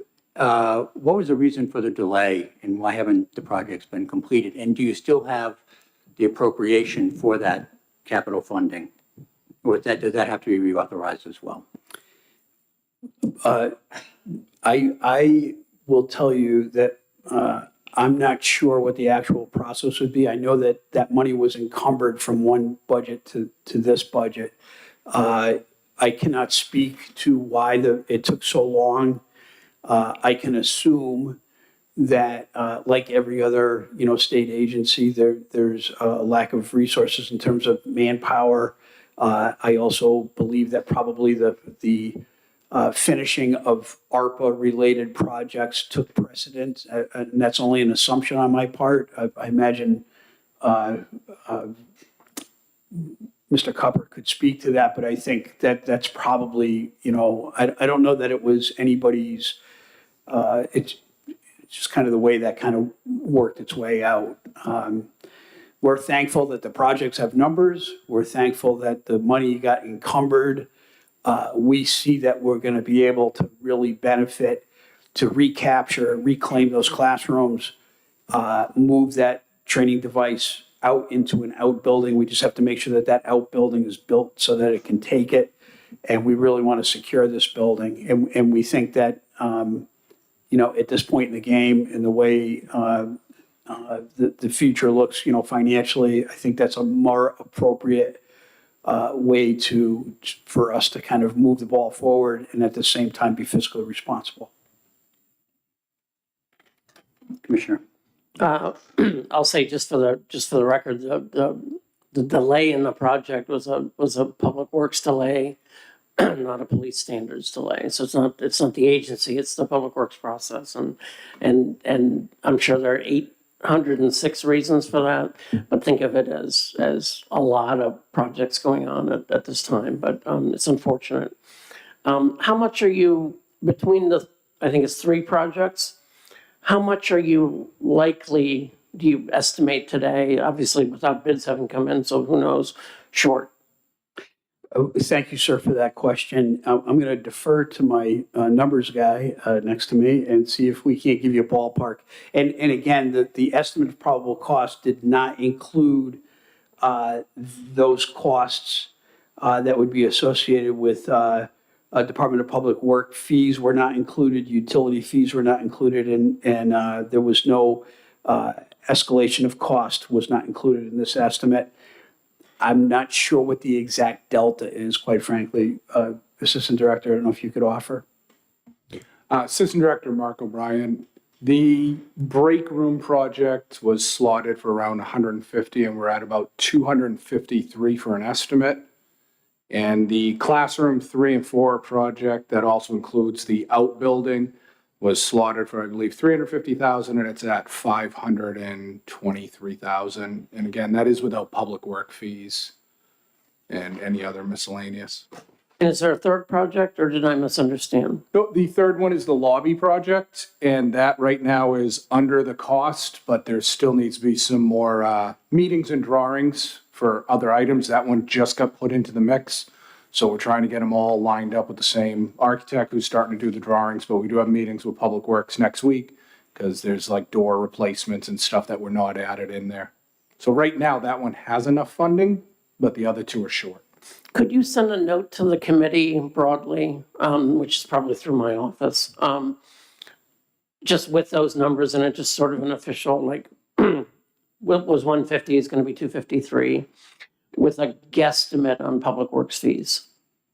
You can talk to your project manager and just ask him how much he thinks the fees would be, just so we know the entire delta, so we have that. Thank you very much, Commissioner, and we have been working with Dina, and she's been terrific to work with. So we'll get with her and get those numbers to you. No, she's really great. We hope we can keep her. Commissioner, could you remind us about the simulator that's going out into the building that you mentioned? What does that do? What is the simulator? So the simulator that we're going to be moving out into that outbuilding is a product made by TI Technologies. It's a 3-screen decision-making simulator. It allows the recruit or the incumbent officer the opportunity to go through scenario training in a very uniform and safe way, where there is a scenario that's projected, or actually it's an LCD screen, so it's projected on the screen itself. There's no cameras projecting that would cause a shadow. And the scenario is controlled by one of the instructors using computer software. The instructor can change the direction of the scenario based on how the officer or the recruit is performing. The officer, if they can de-escalate the situation, then the instructor will branch, we refer to it as branching the scenario, to a place where there's resolution without a use of force. If the officer is struggling with de-escalation techniques, the instructor can escalate from the perspective of kind of the bad guy or the actor that's on the screen. We can also just force the officers to have to make decisions with regard to what an appropriate level of force might be, to include firearms usage and things like that. It is state of the art. We literally just had a contingent of folks from really all over the world, other police trainers from Mexico, South America, the Caribbean, Europe, and Northern Africa. And they all had an opportunity to look at this device and see how we use it. We're very successful in the use of this because it doesn't require a lot of human beings. We can do scenario training, but we need actors. The actor has to stay on script. They can't freelance.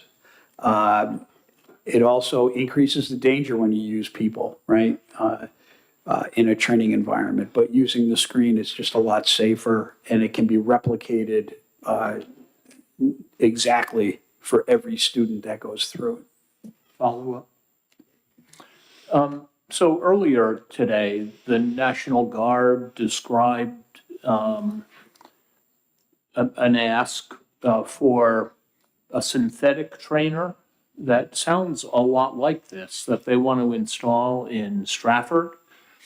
And they told us that police standards and training and safety, their facility in Stratford is open for use. Is that something is that similar, that device, or? Yeah, thank you for the question. It could very well be a similar type of simulator. Understand that the software that backs up our training system and the National Guard's training system is going to replicate scenarios that are specific to their job. And so I bet you $1 that the New Hampshire National Guard does not have their guardsmen responding to the park for somebody who's drinking in public. Their scenarios are going to be very much in line and supportive of the duties that they have to practice, and that would be war fighting. The police scenarios are very much, community-based and replicate those types of calls that a police officer is going to go to on a daily basis: domestic violence issues, public order or public disorder calls, DWI stops, things of that nature. So the hardware and the way that the devices work, very, very similar. The software package and the scenarios that are built, very, very different. Ironically, the system that we have does have access to military scenarios. And General Michaelides and I work together very well, and I've always, made our place available to his folks if it's helpful. But I can also understand that they'd probably need their own system because they conduct their training over at Center Stratford. And you already possess this system, you just need a place to put it? Yeah, so presently, the system that we have is in what we call classrooms 3 and 4. They were classrooms back in the day. Our agency, before my appointment, was able to secure a federal grant, and they purchased a simulator. It's different than the one that we have now. That simulator was called a Vertra. It had to be permanently placed. There was no place to put it. And so the director at the time and his staff decided to put that device into what took 2 classrooms up. So we lost 2 classrooms to put the simulator in. It's important to recognize that we use that simulator about 20% of the year. And so for 80% of the year, those two rooms sat idle, and we could not move the simulator. It's not a movable thing. It's very much a permanent thing. The device we have now is different than the Virtra in terms of how it's designed, but it is in essence the replacement for the Virtra.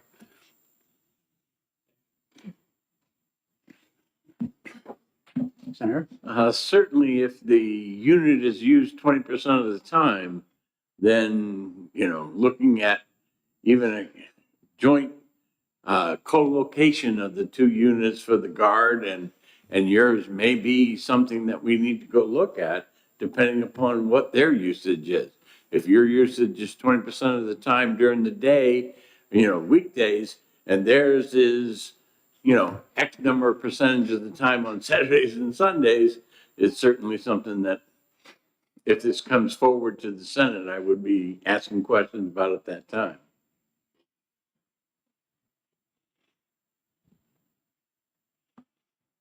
Seeing no other questions? Thank you very much for your time. Greatly appreciate it. Thank you, ladies and gentlemen.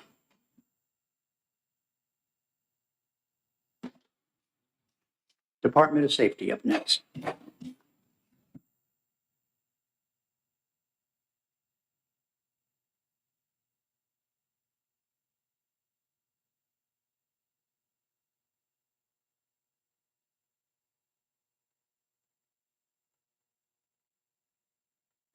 It says on my list Robert Quinn, and I don't think either one of you look like Robert Quinn. Unfortunately, the commissioner's not able to join us today.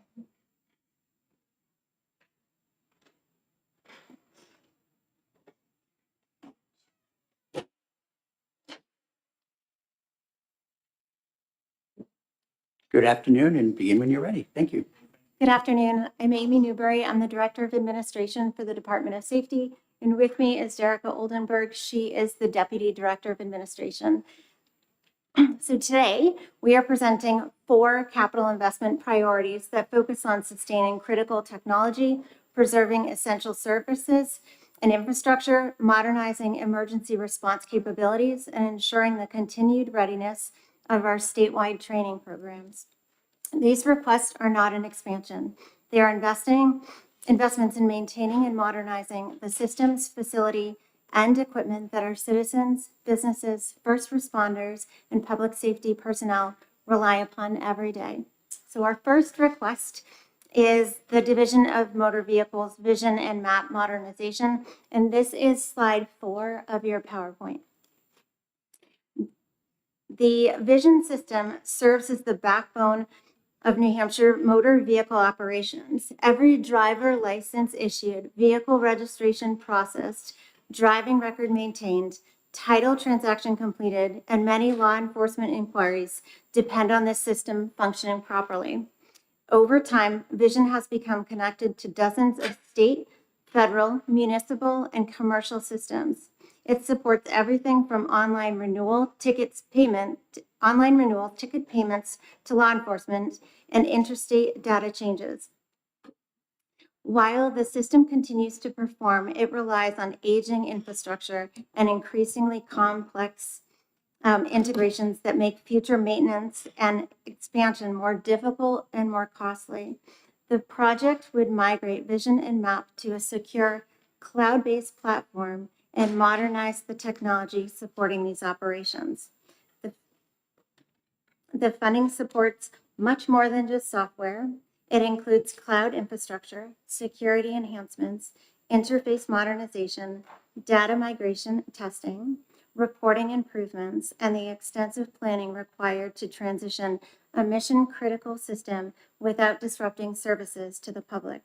The result will be a more secure, resilient, and scalable platform that improves service delivery, strengthens disaster recovery capabilities, and provides enhanced reporting tools to support operational and policy decisions. Most importantly, it positions the DMV to continue meeting the expectations of citizens and businesses for reliable online government services. Our second request is detailed on slides 5 through 9, and focuses on preserving critical public safety infrastructure throughout the state. The Department of Safety facilities are decades old and contain systems that have reached or exceeded their useful life. These facilities house state police operations, training functions, fleet support activities, warehouse operations, emergency response resources, and administrative services. The projects included in this request address infrastructure deficiencies that directly impact operational readiness, employee safety, and facility reliability. Examples include deteriorating parking lots, failing roofs, aging HVAC systems, insulation deficiencies, and inadequate facility layouts. Some examples of this: at Troop A, we are seeking funding to rehabilitate the parking lot, replace the roof, improve insulation, and renovate the former DNB space to better support operational needs. At Troop B, we need to expand the impound lot to safely accommodate evidence and vehicle storage requirements. At Troops D, E, and F, they all face similar challenges with aging roofs, deteriorating parking surfaces, insulation issues, and operational space deficiencies. These are not cosmetic improvements. They're investments that protect state assets, reduce maintenance costs, and ensure our facilities remain functional and safe for employees and the public. This request also includes improvements to our warehouse and automotive facilities. These locations support critical logistics, fleet maintenance, equipment distribution, and operational functions. Funding would provide backup power, HVAC replacement, electrical improvements, and facility upgrades necessary to maintain operations. Department-wide, we are seeking funding to improve generator monitoring and communication systems, helping to ensure that backup power systems function properly when they're needed.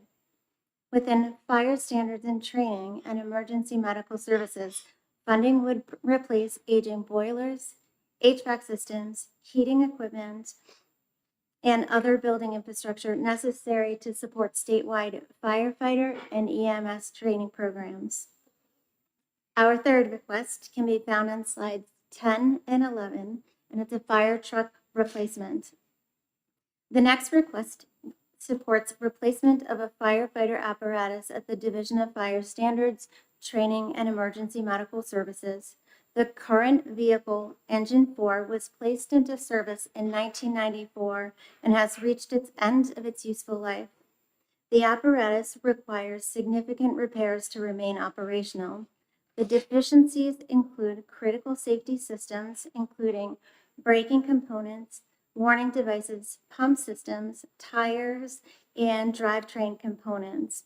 As New Hampshire's primary firefighter and EMS training organization, FSTEMS must provide safe and reliable equipment that reflects the apparatus firefighters encounter in the field. Replacing this vehicle will reduce maintenance cost, improve operational readiness, increase training availability, and enhance safety for both instructors and students. This investment ensures that the state can continue providing high-quality firefighter training for years to come. And our final request is page 12 and 13. Deployable fleet modernization. Our final request comes from the Division of Emergency Services and Communications. Following the events of September 11, 2001, New Hampshire invested in a mobile command fleet designed to support large-scale emergencies and critical incidents. More than 20 years later, those assets remain in service, but they were designed for technologies and operational requirements that have evolved significantly. Today's emergency response environment requires mobility, flexibility, interoperability, and rapid deployment capabilities that our current fleet cannot efficiently support. This project would modernize those assets by transforming large logistical intensive vehicles to a more flexible and mobile response model. The proposed approach includes a smaller command trailer, a smaller command vehicle, and a 3/4-ton support truck capable of supporting current and future emergency response technologies. These improvements will enhance operational readiness while reducing deployment complexities and maintenance burdens. In closing, these requests represent strategic investments in our systems, facilities, and equipment that support public safety throughout New Hampshire. Whether it's processing a driver's license transaction, responding to an emergency, training firefighters, supporting law enforcement operations, or maintaining critical infrastructure, these investments help the Department of Safety can continue delivering reliable services to the people of New Hampshire. Thank you. I'm happy to answer your questions. Thank you. Quick question. On your second ask, is it possible to get a breakdown of the individual projects, the costs, and where they're located in the state? Absolutely. For members of the committee, that would be, I think, very helpful.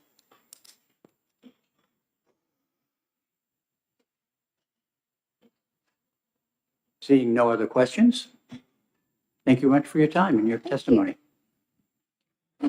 And with that, we are now in recess until Thursday morning at 9 a.m.